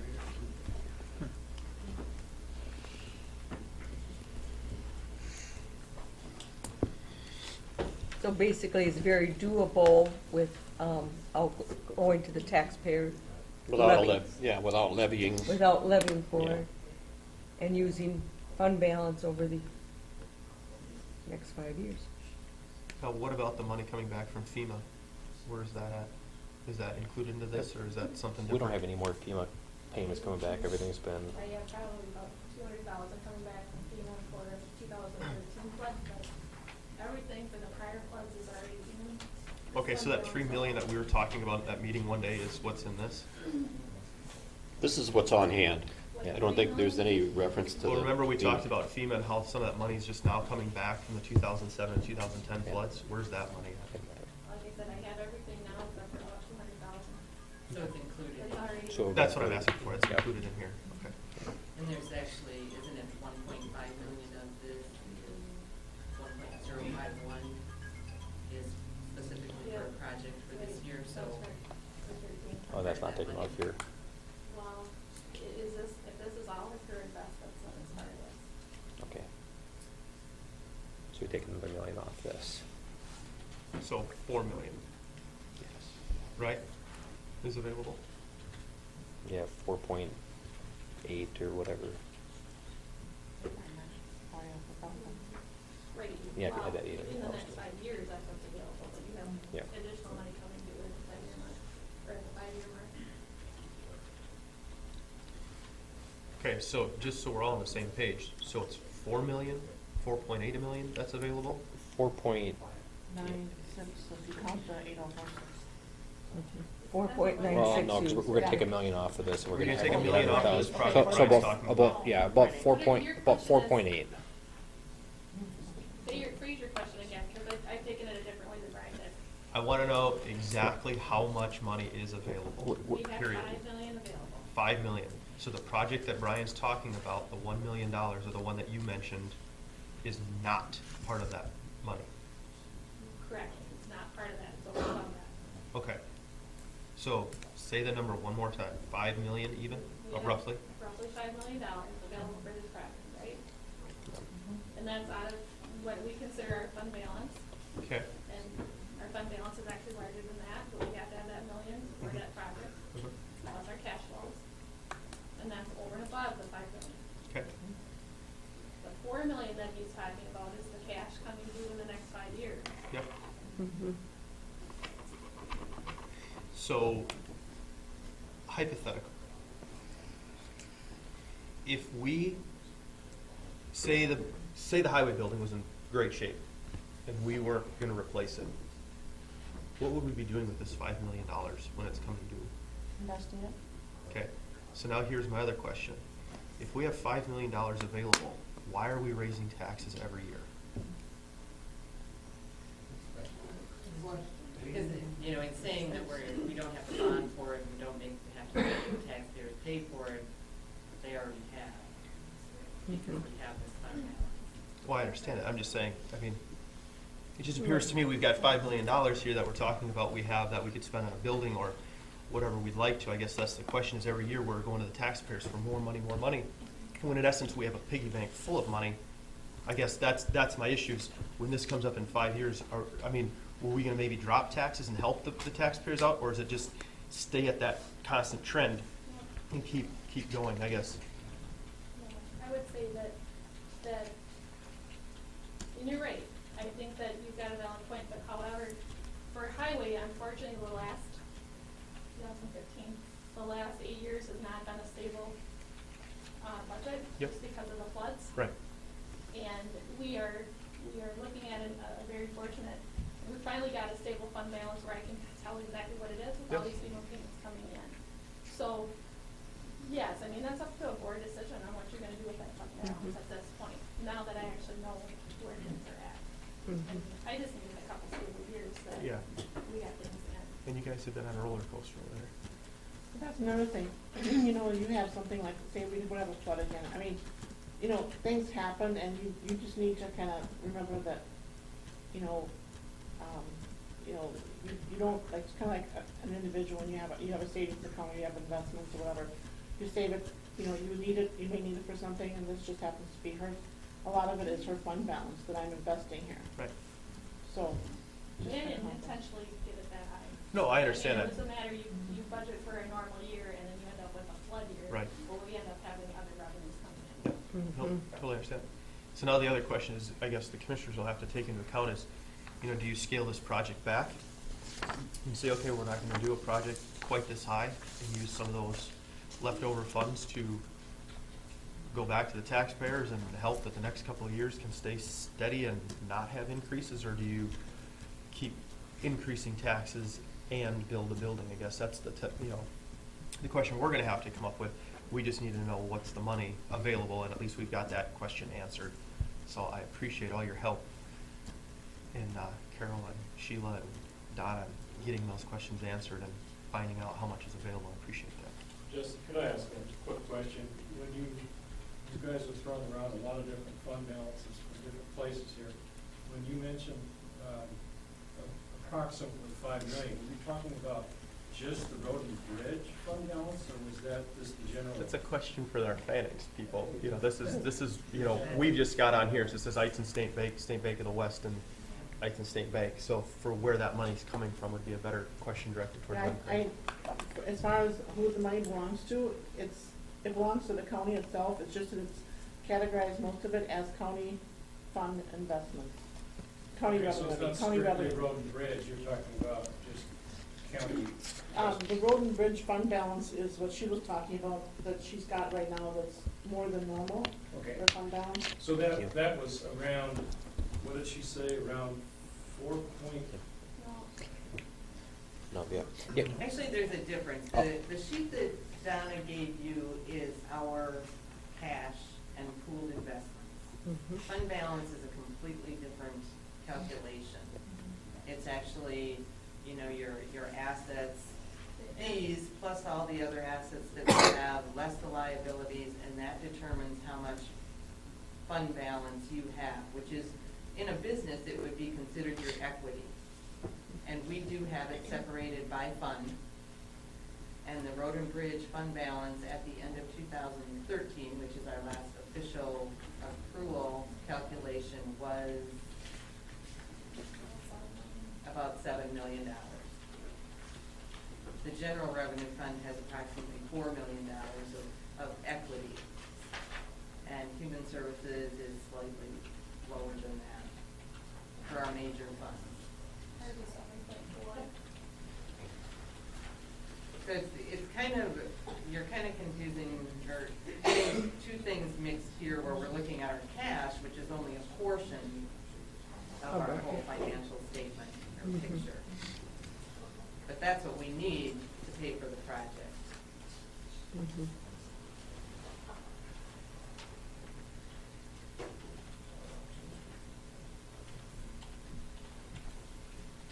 Any more questions on finance? Okay, let's look at what we have for a plan. Okay, you guys really want to stick around, you can if you want to.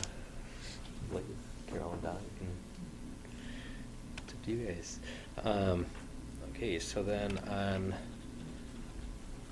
the plan, so the answers that we're going to need to have the board look at and have answers for is that I'd like to talk about today is site selection, building size, building type, phasing versus non-phasing, schedule, and then kind of talk some about the cost impacts of delaying and stuff. And there's also cost impacts of phasing. So site selection. I don't know if you want to present this or want me to, Doug? You want handouts of these printout, or you want to just look at the screen? All right to have handouts, I think. We got them available. How's everybody doing? I'm Doug Ramsey from HSR and Lacrosse. So let's zoom.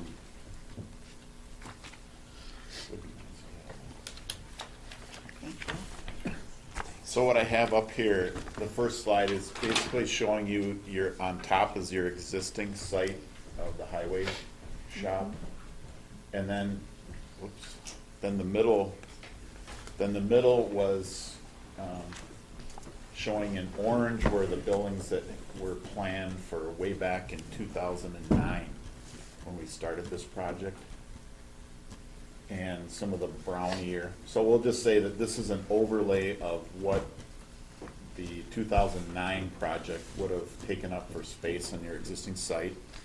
And the bottom photo is basically the top portion is the project that we're talking about now, if we were to place that on your existing site. These are more diagrams, I'll call them, just to give you a sense of scale. What it means is that to place this new structure on your existing site, you'd have to totally demolish your existing highway shop, move those people somewhere else. We'd have to do a lot of grading, because there is, from top to bottom, there's a bit of a drop in grade change for any future structures, or even keeping some of the existing structures in place. So that's what that first page is. The second page is... And before you jump to the second page, on the first page, to do the main office and large vehicle storage, it not only impacts our existing shop, it also impacts the the sand shed right behind our building. So you really have two buildings that'll be impacted. If you built it at the current location, if you moved it over to the fairgrounds into that grass area, then you can obviously avoid some of those impacts, but you impact the fair more. So there's different types of impacts. So, but you can see that the shed that's right above the blue. You can't really see the cursor on there, but you know, to build that main shop, it's going to impact that area right down there. So there's so much elevation difference. You're probably talking about 10 to 12 foot difference in elevation.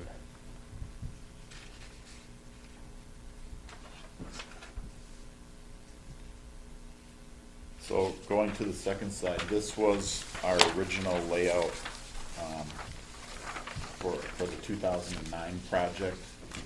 And I think we did some modifications, and we were saying in maybe last year, maybe a year ago, looking at the orange structures would be things that we wouldn't build in the first phase, but then kind of looked at some different options. So the high school is to your right, and what is the highway out here? Highway 76. So this is 76 right out here. The high school is right to your right. So then we placed our newest design on the site using some of the same design features. We wouldn't have this paved area over in here. This is just showing you a relationship of the changes. This was originally for the DMV when that was part of the structure. That was going to be kind of a test area, parking, what have you. So everything in kind of black would be paved area. The rest of this could be future buildings in the orange, such as more cold storage, a salt storage area, and then everything else could be gravel. But just kind of give you a basic layout. Haven't spent a whole lot of time on developing this. This may change a little bit, but we'd have parking in the front, a main access to the office up top, and then access to all the vehicle bays around, and then potentially, you know, some more paved area down into here for some future buildings. So that's kind of the site. I'm going to zoom back out. So this is the building that we've been working on as a conceptual diagram, even though it's developed a little more than that. But basically we have the office area in the front, engineering and accounting. There's a break room, meeting room up here. I have some larger ones that are a little more zoomed in so you can see more detail.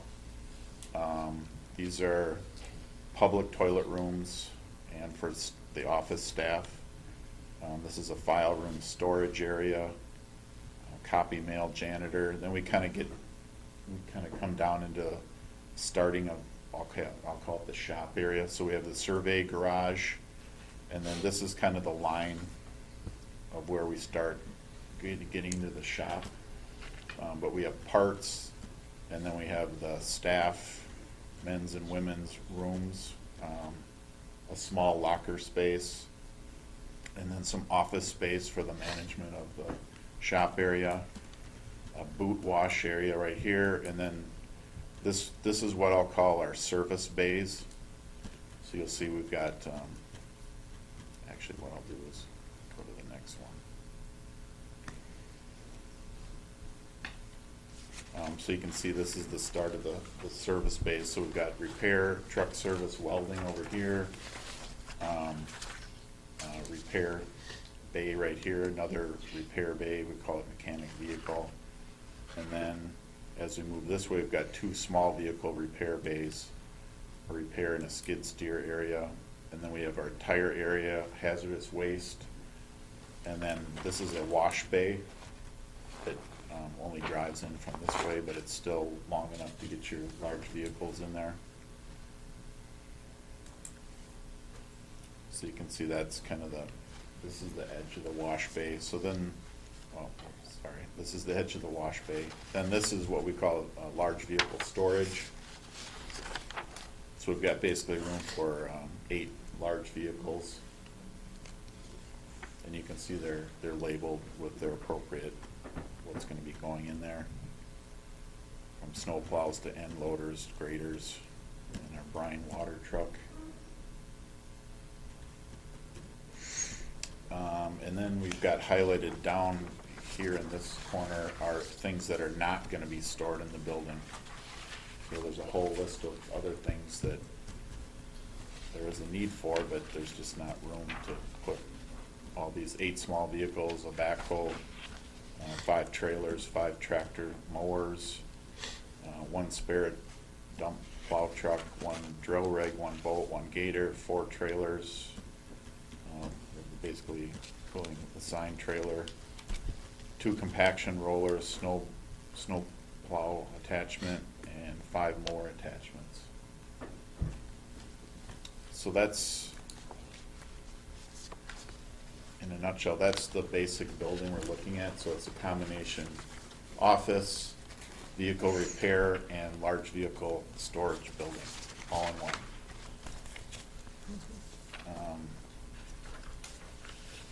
What I did here was just give you these are just 3 images on a page of some conceptual images of what this could look like. We're still obviously working on this front kind of large roof, shed roof, but this would, in the top photo, this is the office space.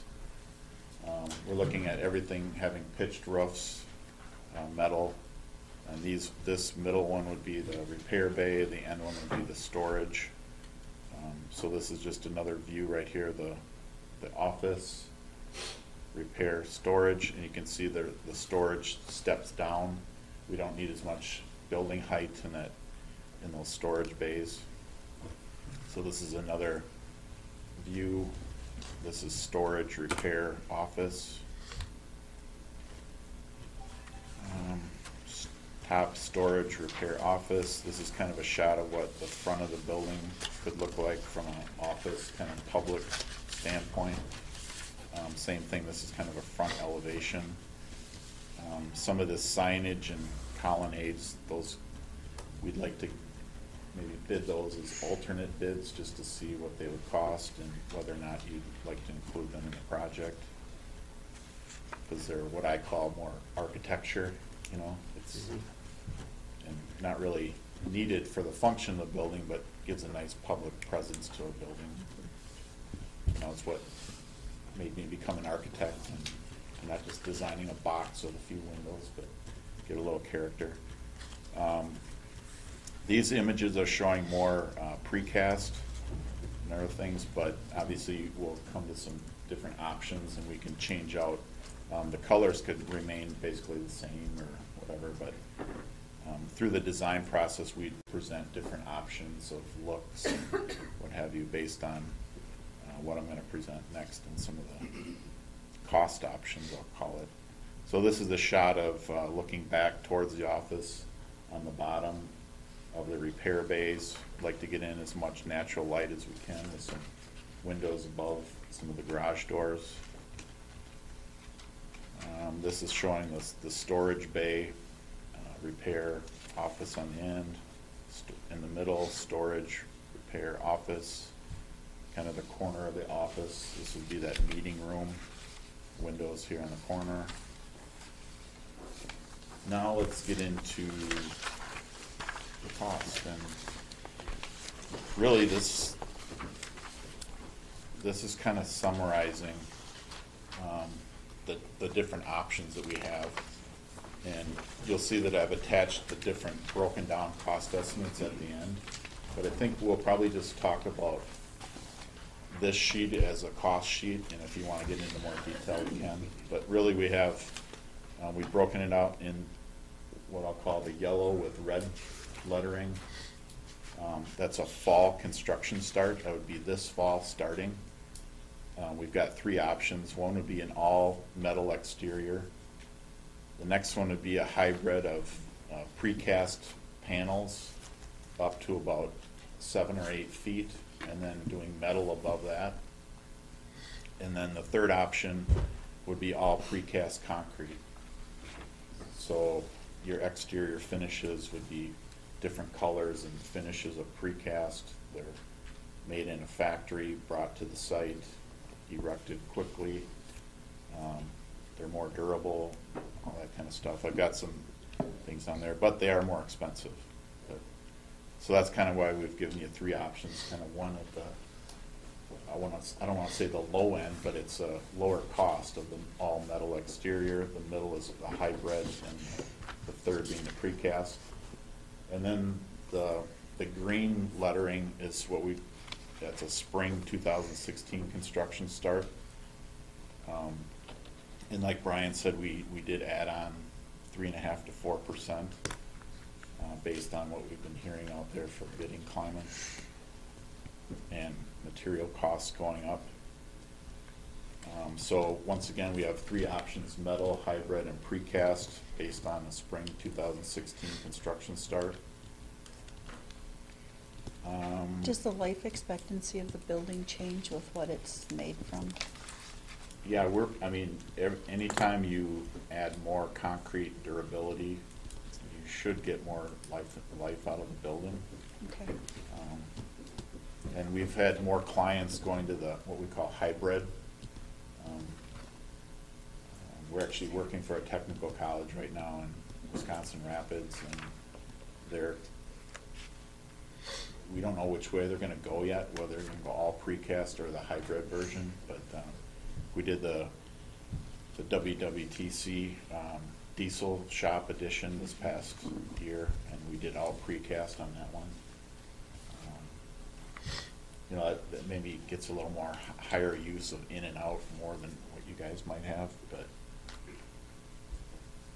we think with proper maintenance, any of the options would have a long standing for maintenance. But obviously, the more concrete you can add, that's why we would prefer either the middle or the all precast option. Just from a 7 foot or below, you have more impact resistant people running into a building or doing who knows what with a vehicle.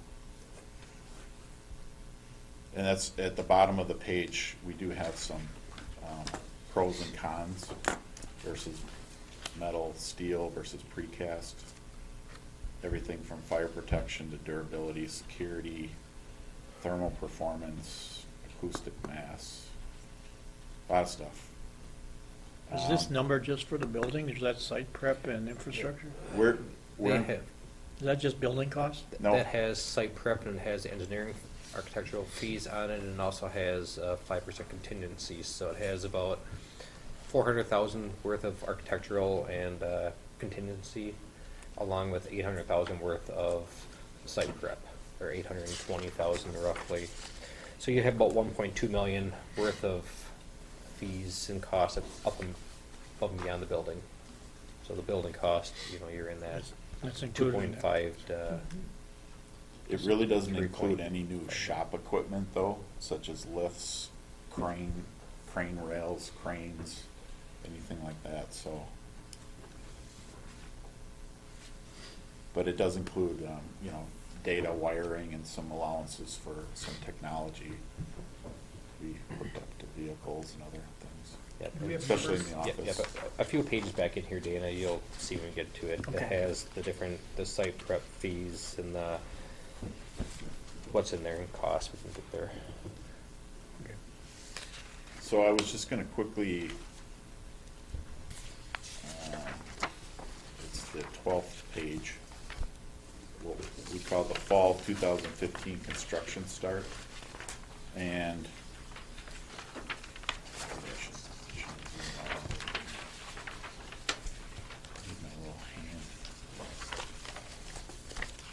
so really what it says, if we were gonna start construction this fall, we need to start design at the end of the month here, or first part of May, to keep on a schedule of getting everybody involved and getting design documents and approvals.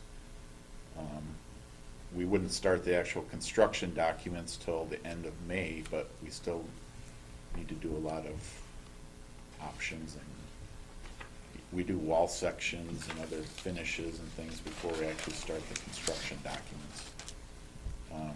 But that tells us that we would be going out for bids right here in the blue about, well, I'm saying August 10th. And then bids would be due on September 9th. And we get started shortly after that. We're saying about a 10-month construction period, being complete towards the end of July in 2016. Now the other option would be to start next spring, which means that we're saying we would need to get started with design around late October, early November. And we would put the project out for bids early March of 16, get bids back on April 4th, start construction hopefully about a year from right now, with a 10-month construction time window again, being in the building late February of 2017. I can add one thing onto this. With either schedule, there is some permitting that's going to be needed from City of Caledonia. There was some stuff submitted back in 2008. I don't know if the county ever got any approval for either site to build a building on it. So there's some approvals from City of Caledonia, and then there's also, if we move to the new site off 76, there's approval to get access onto Trunk Highway 76. So there's some permitting, and that could slow things down a little bit beyond what this shows.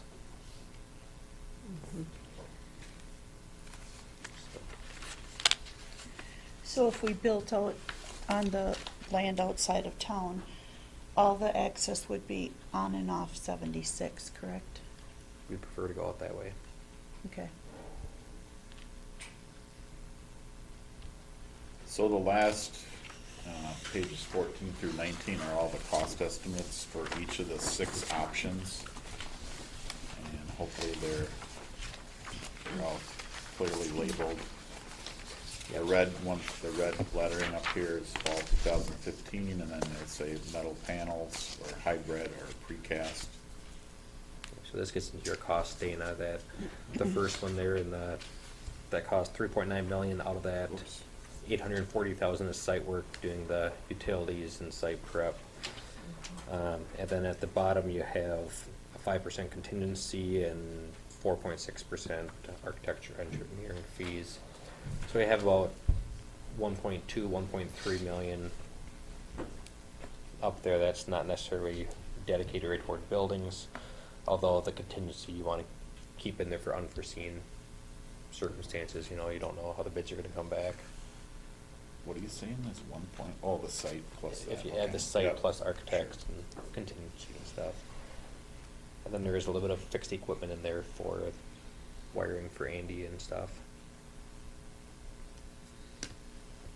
But like I said, there are some costs in here, like we don't have any cost or any vehicle hoists and connections, a shop crane, emergency generator, or we don't have any money in here right now to relocate the fuel storage building. Just trying to get. Yeah, fuel storage, fuel storage, cold storage, salt shed, that type of stuff is not in here. So the rest of the estimates follow that same format. And you'll see over to the right on each one, this is just a purely building, what that's costing per square foot. Like the first one was $86, this is $100, $111. And then we get into the 2016, bump up a little bit on each one of those.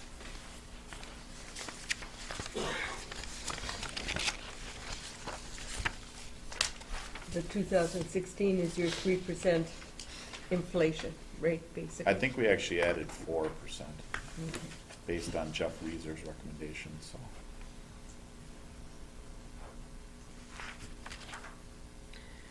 I'm gonna ask you a really maybe elementary question.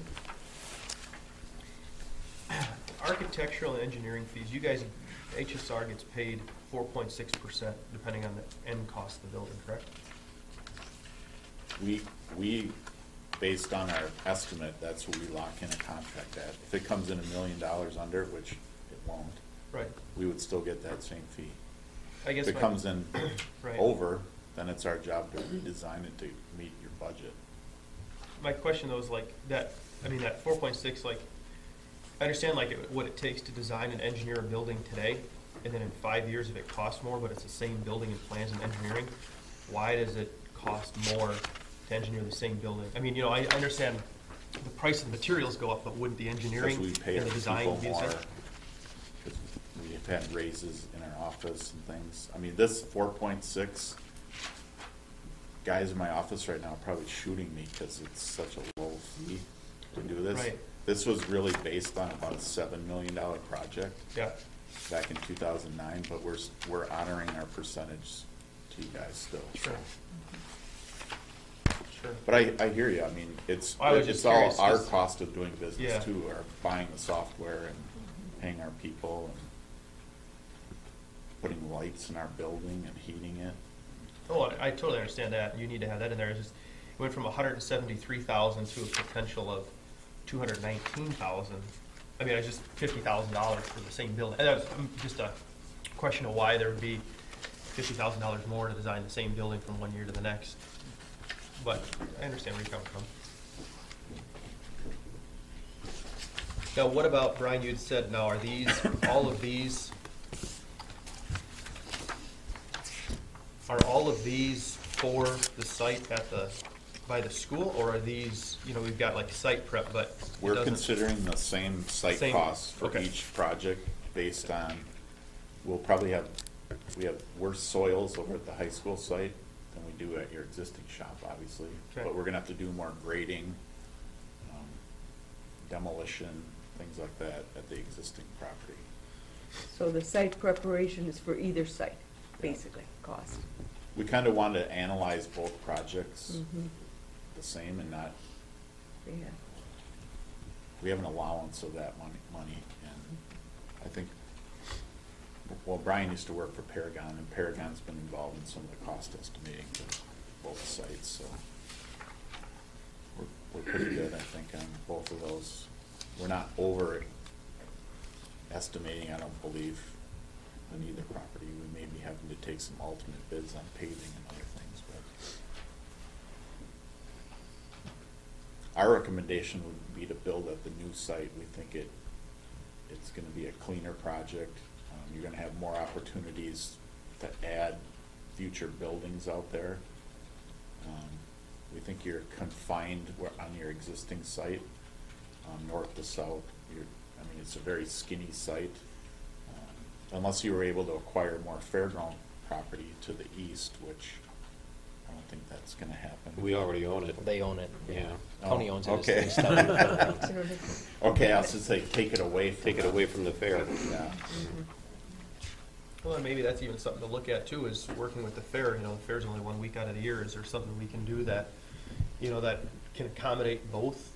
You know, I know we talked about other buildings and things being out there that, you know. 25-year lease with the fair. What's that? We have a 25-year lease with the fair. I think it comes due around 2019. 17 or 18. Yeah, and is there an exclusion and out exclusion on that, or was that written I without have to one? look. Okay. I don't know off the top of my head. And I would be willing to think the fair would be willing to work with us if there was some potential for them to benefit as well, so.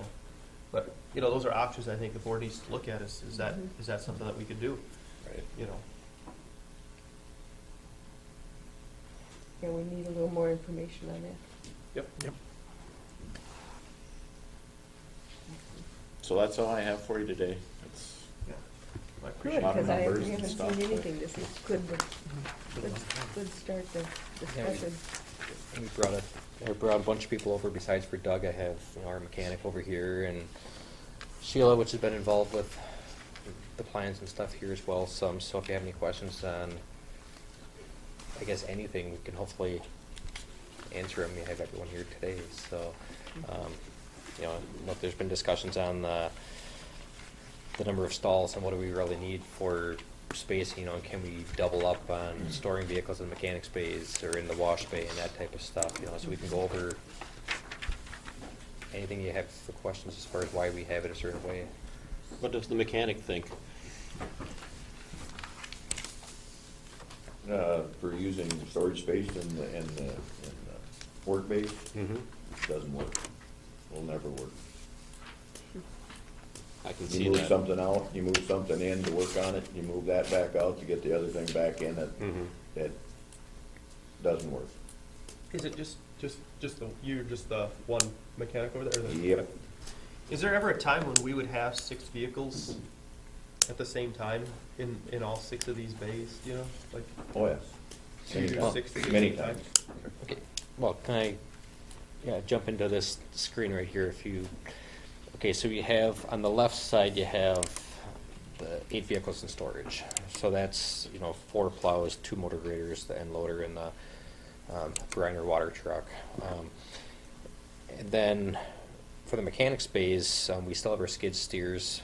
You want to keep them inside, so you figure one of the small mechanics bays you'd put a skid steer in.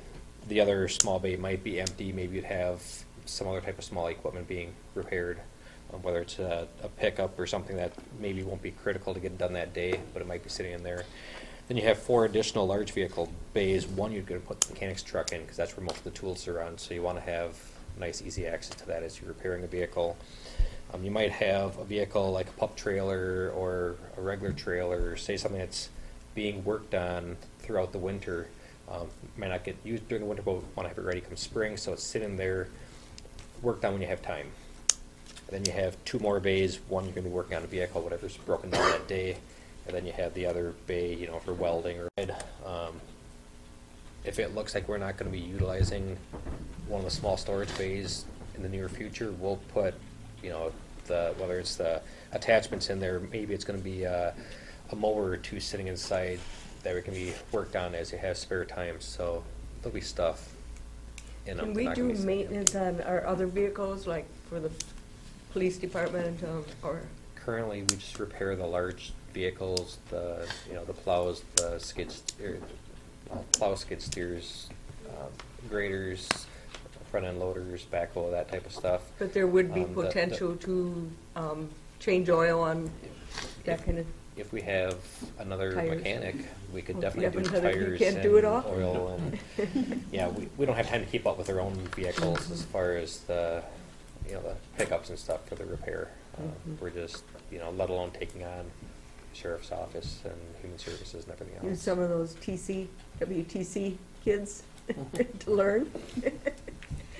So we've got another possibility that I guess maybe hasn't been brought up, but our big need that we know we've got a need for is our maintenance and offices and all that kind of stuff. What, do we have any cost estimates if, what it would be if you took that 98 foot 7 inches storage space off and just had the maintenance bays in the offices for now? Which part? Yes, they're on this. Vehicle storage. Oh, Take the vehicle storage off. Where are you going to put the? Where's plow trucks gonna sit? They can sit outside. I mean, do they sit outside now, or we have heated storage for those right now, right? Yeah. Or we do? Yeah. Okay, so all our trucks are in heated storage right now? Not all, no, we have 4 Okay. that are in heated storage. What happens with the ones that aren't in heated storage right now? If you need one today, you might be lucky to get it tomorrow or the next day. And why is that? The hard starting, blowing hoses, everything. Huh. So are those hydraulic hoses, are they different than like what would be on Nope. so they're normal hydraulic hoses? No, you're gonna go start your combine, 35 below, and go out and use it. Yeah, right I do. now. I actually start my skid loader every single No, I'm winter. not to do it. talking about that. I'm talking about your combine or anything, big piece of equipment that's sitting out there. You're gonna go put it to work right off the bat, 35 below. Actually, we have some individuals in the audience that maybe could answer that better than I could. Do we start our big semis and stuff? Yeah, we do. Do we run them? Yeah. Sure we do. Do you let it warm up? Yeah. Yep. Okay, now you got a fire call, you got an ambulance call. But we're Somebody's talking in about Iraq, plow trucks, somebody's so- in Iraq, and we do this Right. all the time for the Okay. state or whatever. Yep. We get called out to go plow the road, spread sand so the ambulance can get there. Yep. You wanna tell them to, wait for an hour or two while we get everything started and warmed up so we can get out there? So is there ever a scenario where we're getting a lot of snow where we don't go out on the roads immediately? We go out, when we get called out at 4 o'clock in the morning, a lot of times we get called out earlier than that. A lot of times we stay all night. So we've got a county road that kind of runs near us that I know when we get a lot of snow, a lot of times they don't plow it right away to wait for the snow to kind of settle down. So if there was an ambulance run, I mean, they'd have to call you and you'd have to get out and plow, right? So there's going to be a delay, right? Right. So there's always some sort of delay Oh, somewhere, yes, right? you'll always have them. Yep, yep. So the question is not necessarily the delay, the question is, could they be outside, plugged in, ready to go with heaters No. on the oil units? You couldn't No. do it. You couldn't do it. No. Okay. It wouldn't work. Okay. So all the Wouldn't work. farmers that have the big machinery every Wouldn't day, work. they just They're don't not do it. working in salt and chloride every day neither. So they work in manure though. We're working that rather than salt and this stuff. Well, there's ammonia. So Yeah, it's not, you're not even comparing apples to apples. You're not. One other thing, Sure. if I can jump in. If your vehicle's outside, you're gonna show up, you're gonna start that vehicle up, and you're gonna wait. Yep. You're paying someone to wait for the vehicle to warm up. And Sure. maybe they have something to do when they come in, maybe they don't. So, do you wanna wait, have someone sitting around for 20 minutes while that vehicle's warming up to run, or to get it put out on the road? Or would you rather have someone come in, start the vehicle up, and take off?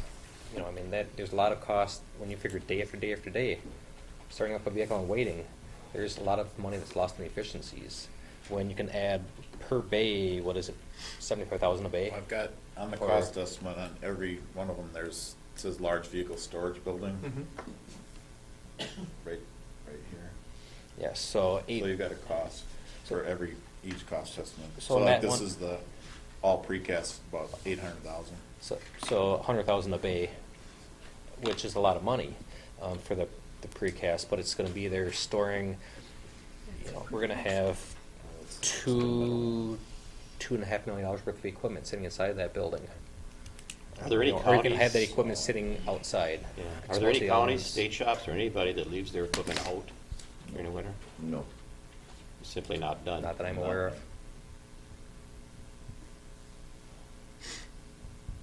Okay. How many Put it trucks? off, I How many guess. trucks you have over here in the winter? Snow plows. We have the 4 trucks, we have the 2 blades, everything that's in the vehicle Actually, storage six- here is Six trucks, counting the spare. counting this sitting outside. They're showing 7 here. Well, We but got our water I truck. wonder about the building. Well, if you look at what's in the mechanics bay, though, you know, stuff that's being repaired, that might be a truck from La Crescent or Houston or Spring Grove that's over being repaired.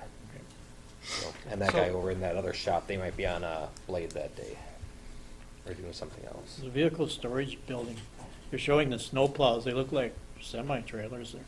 Well, they're How long is 53 that?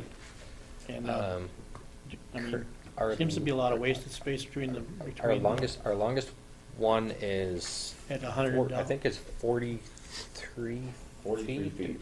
43 feet something is our longest one, and that's without the brine tank, without having any brine tank on the back. Yep. So you figure 110 feet, divide that in half, 55 feet, and our vehicle's just under 45 feet. So you have 10 foot extra, you know, front and behind, not accounting for anything being stored in front, not accounting for, you figure 4 to 5 feet behind to walk by, you have 4 to 5 feet in front to walk by, you have 5 feet to storage. Not a whole lot of space. I mean, it seems huge, but really it's not that much extra. And they're not space. getting smaller And either. Every vehicle we get, they keep them longer, they keep them wider. I guess I'm looking at the snow plows, that, you know, they're not on all the time, like right now they're not on.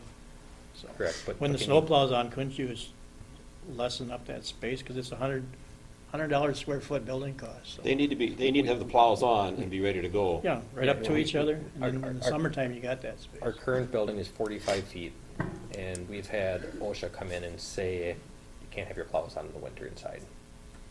So double 45 feet, you have 90 feet. And that's with having very minimal space in the front and the back. That gives you- You know, if the state shop, Gives you 110. 18 feet. The state shops are being built at 55 to 60 feet for one truck going straight in. So, you know, double that state length, you're at 110 to 120. So we're in line with what everyone's building. We're not building above and beyond what we think we need. And to build it short and then phase in, just does not make sense to me. A lot of the stuff, you know, when you look at, we try shrinking it down, and then you start getting out there and looking at more stuff, and it ends up popping back bigger again. And Well, that's what happened to our old shop, that was designed for single axle plow trucks. That's what it was built for.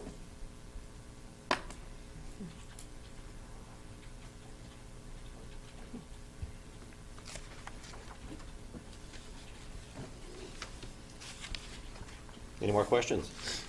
Well, there's a lot, but I'm sure we'll get to that later too. Well, I think we should stay on this probably weekly, get some decisions made, so let's digest what we've got, and try to come to some conclusions in the near future. Real near. Just as a comment, I don't like the idea of phasing in. I had a conversation with David Corcoran, and he remarked about the construction of the Justice Center. And he said at one time, that could have, looking at it the way it is, at one time, that could have been built for $8 million. $8 million. They delayed the project for probably 10 years, which added $20 million to the project. So let's bear in mind that There's a lot of other factors though that came into why that went up to $20 million. I mean, it wasn't just the construction. Let's keep in mind that CPC. Well, I think that's Yeah. the big question too, is, you know, we still do have that out there. We know we need to have a space Yep. at the highway building. We know that there are needs and necessities. So we know something has to be done. The question is, do the commissioners want to look at a more fiscally responsible and maybe a more taxpayer-oriented building? Or do we want to look at a more wants over needs building? Or where is the board's position? And that's what we got to bear in mind. I think that they've presented a plan that shows their needs. Not that there are a lot of wants in here, this is needs. This is needs that should have happened a long time ago. And if it had been moved forward, you know, years back, we could have saved a whole lot of money. But if we keep putting it off, it's not gonna get any cheaper.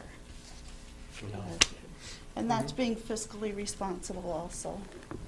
Yeah, and that always has to be brought into it, you know, and we know that things cost more. And when you could buy a Buick in 1980s for $4,000, $5,000, whatever, and now when they're $30,000, obviously prices go up.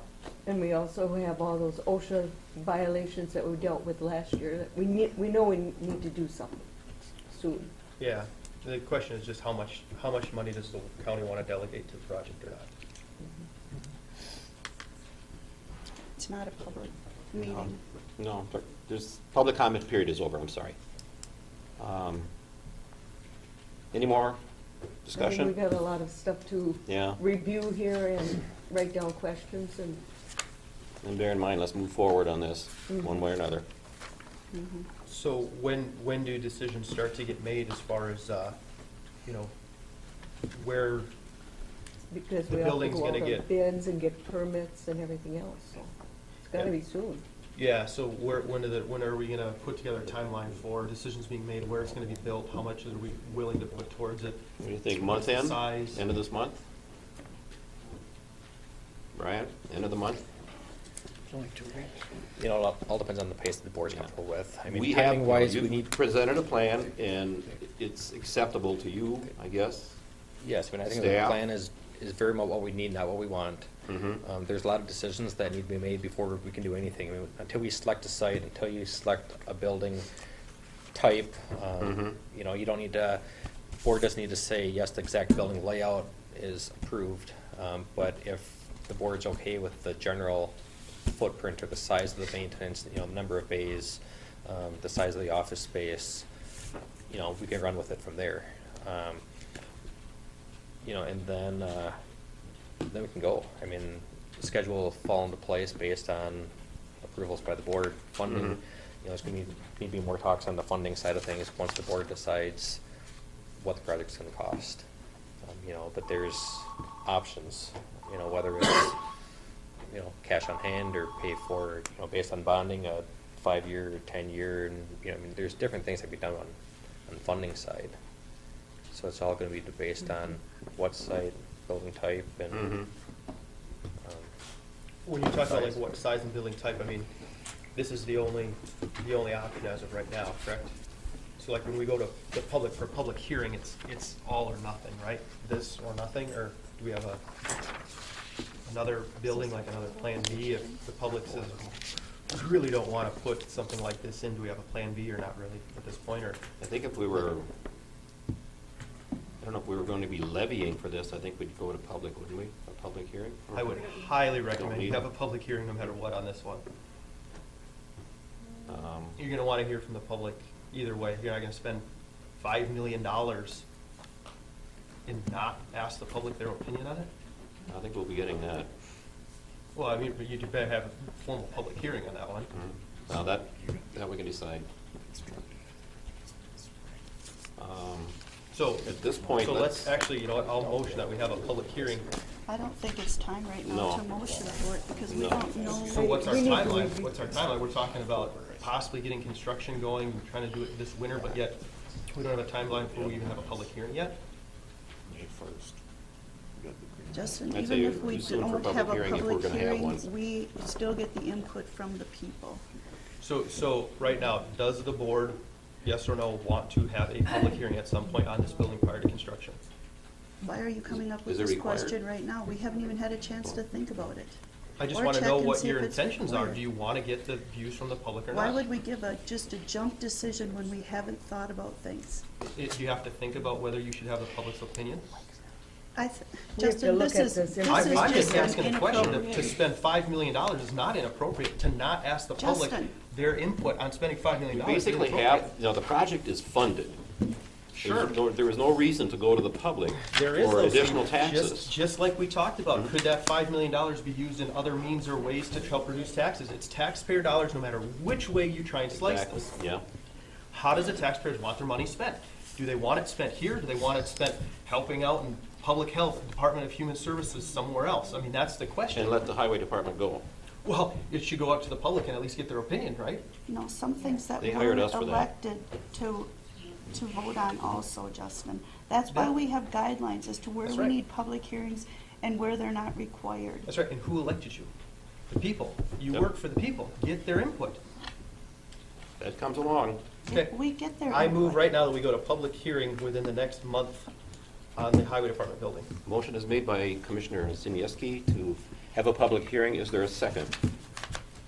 It sounds like we don't need a Hang on, public we hearing. need a second. There's a second. Is there a second? The motion fails. Got that? Okay. What, have we decided on site yet or anything? No. No, Haven't we have to decided. No. review We're all this we're a first. long ways away from doing it. Mm-hmm. Yeah. That's another debate. It would just be interesting to get the public's opinion, and do they want it out by the school, do they want it over here? Yeah. These are questions that need to be answered before we can put together a final bid and then start construction that apparently people don't have. It's any- like having a large committee that can't decide. You know, I don't think Smaller- with this timeline shown to us about starting at the end of the month on the two, construction is not gonna work. It's not starting No. on the We need- construction. We're need- looking more like 2016. No, I think you should be planning for 2016 That's what construction. it's more, looking more I like agree. that all the time. I agree. Actually, I Start think you could design even in October. later than that. The question is, it hasn't been made yet. So Right. as of right now, you could start next week if 3 commissioners decide to do it. So that's what I want to know is what is our timeline? What is the board's I gotta re- projections for I have what's to going to happen? review a lot- Is it all going to be this information. 2016 or 2015 or, you know, I mean, there's a lot of unanswered questions that kind of sounds like it's trying to get pushed through without questions being answered. No, we and people gotta being review referred. this.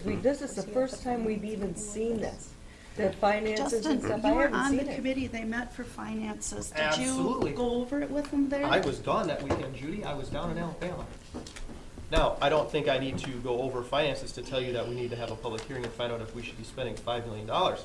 I've been very adamant from day one that I did not want to go to new tax dollars and that we should have exactly what we need and not necessarily what we want. So I don't think I need to go to the finances. I've been in touch with Carol, and Carol let me in on all the information that was provided during that meeting.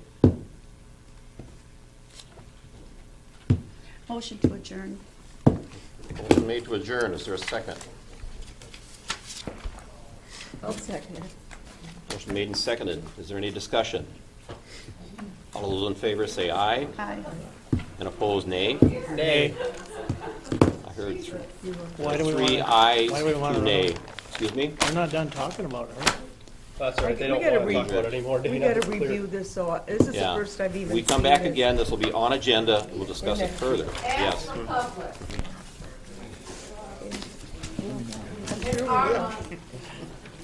Good to see ya. I need to review it before we